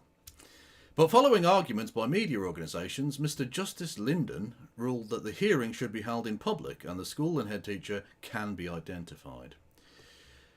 Sarah Hannett Casey, representing the Muslim pupil, told the court that the prayer policy had the, quote, practical effect of only preventing Muslims from praying because their prayer, by nature, has a ritualised nature rather than being internal, unquote. The pupil, who cannot be named, claims the decisions banning prayer rituals breaches her right to freedom of religion, which does definitely appear to be the case, yeah. I mean, I can understand if the court would rule that way. I'll put it that way, because again, I'm not a legal expert on this, but if it's been taken to the high courts, then there must be at least some grounding to what Miss Hannett is saying here. Yeah, banning them bringing prayer mats, like prayer mats are a problem. I don't know how that could possibly be a problem. It does seem to be a measure that you would only take were it be specifically Muslims that you're wanting to ensure couldn't do their prayer. Yeah. Like, you can't get to this position. Like, what other potential, again, as you've put it before, impediment to people's learning would the presence of a prayer mat have to justify you banning that kind of thing specifically, unless you were deliberately trying to target Muslims? Again, obviously, I can't look into Miss Burble Singh's head and the governing body's head. I can't intuit, whilst looking at their things specifically, their own personal motivations behind this. But the only reasonable explanation that makes sense to me personally is that they just wanted to make sure that the Muslims got banned specifically. Yeah. Miss Hannett said the ban on the school, where about half of the roughly 700 students are Muslim, makes the pupils feel guilty and unhappy, in her words, and it messes up her day. So half of the kids are Muslims. If you hate Muslims that much, why did you become a head teacher of a half-Muslim school? It's silly, isn't it? Very silly. Very, very odd. Jason Koppel, Casey, representing the school trust, said pupils seen praying outside contributed to a, quote, concerted campaign on social media over the school's approach to religion, including a since-removed online petition attracting thousands of signatures. There's form here for the level of animosity between teachers, parents, and pupils and the community at large. I mean, it's almost like they were trying to do this because they wanted the negative publicity, because they are people who want to grift towards a culture war. Yes. Weird that. Yeah. Whilst also alienating half of their school community. Brilliant. Yeah. Just excellent work. Well done. Police were called... police were called to respond to claims of bombs being placed at the school, prompting it to hire a security guard and close 2 days early at the end of term. Very normal, very sensible, very successful school. Awesome. Glass bottles were thrown over the school railings and a brick thrown through one of the teachers' windows, leaving staff fearing for their lives, Mr. Koppel said, adding that the situation had since calmed.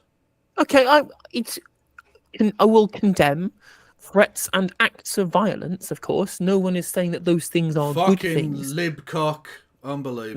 This is some lib bullshit, right? But whatever. Regardless, again, this case isn't about the issue of what people are doing in response. This case is specifically an issue of the kind of very specific banning of only a certain religious subset of ability to actually engage in prayer. Yeah. Right? Yeah, exactly. So are you being discriminatory towards a certain religious grouping or not? It's specifically targeted. It's not a blanket. I mean, it's a blanket policy. It's like saying, well, we're not homophobic because gay people have just the right to marry somebody of the opposite sex as straight people do. I'm like, well, I mean, that's technically correct, but it's not, in utility, that's not correct. True. Hang on, I've totally forgotten where we end of term. Glass bottles calmed. Mr. Justice Linden noted the school had received, quote, disgraceful abuse, but concluded, quote, I do not accept that the evidence in this case establishes a risk to the lives or safety of members of the school staff or the school community that would justify holding the hearing in private. Okay. Michaela, which opened in 2014, is known for its zero tolerance policy towards poor behaviour and strict rules, including silence in corridors and no smartphones. It sounds awful, but okay. The school has ranked top in the country this year for Progress 8, a measure of how much a secondary school has helped pupils improve since primary school.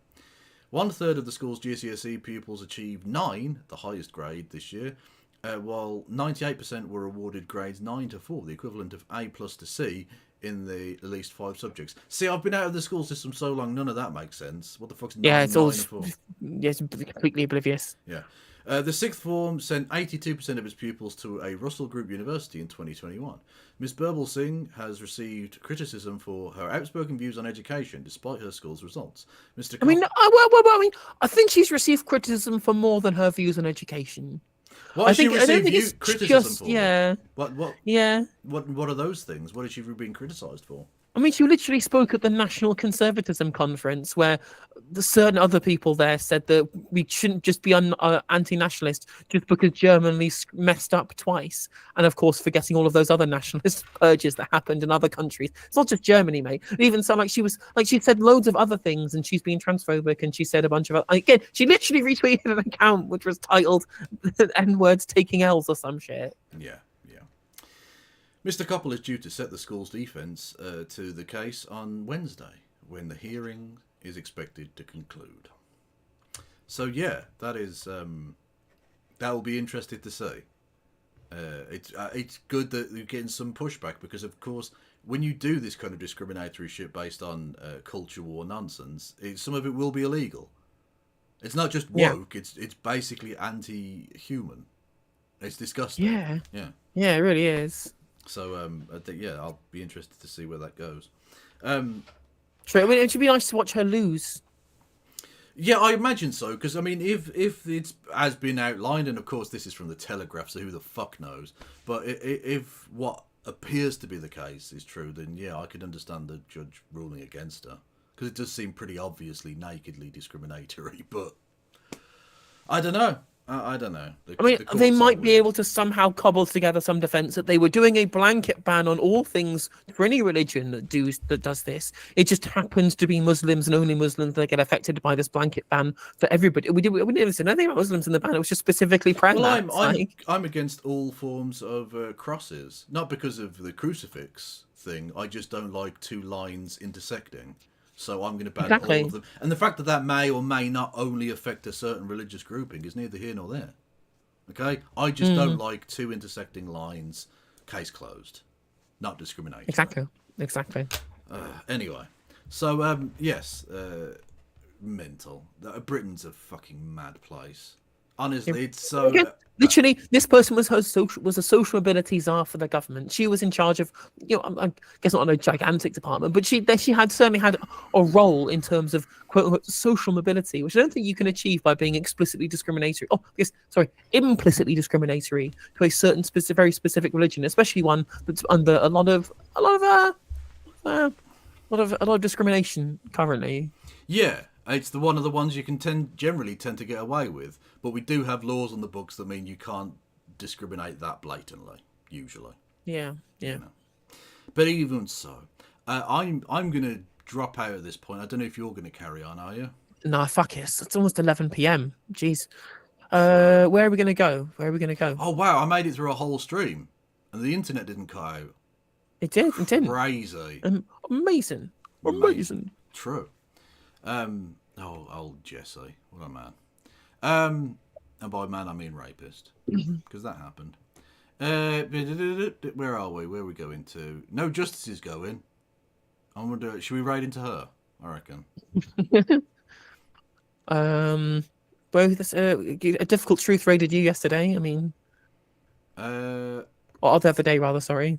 Are they going? I can't see them. Oh, there they are. Yeah, we can go to them. Yeah.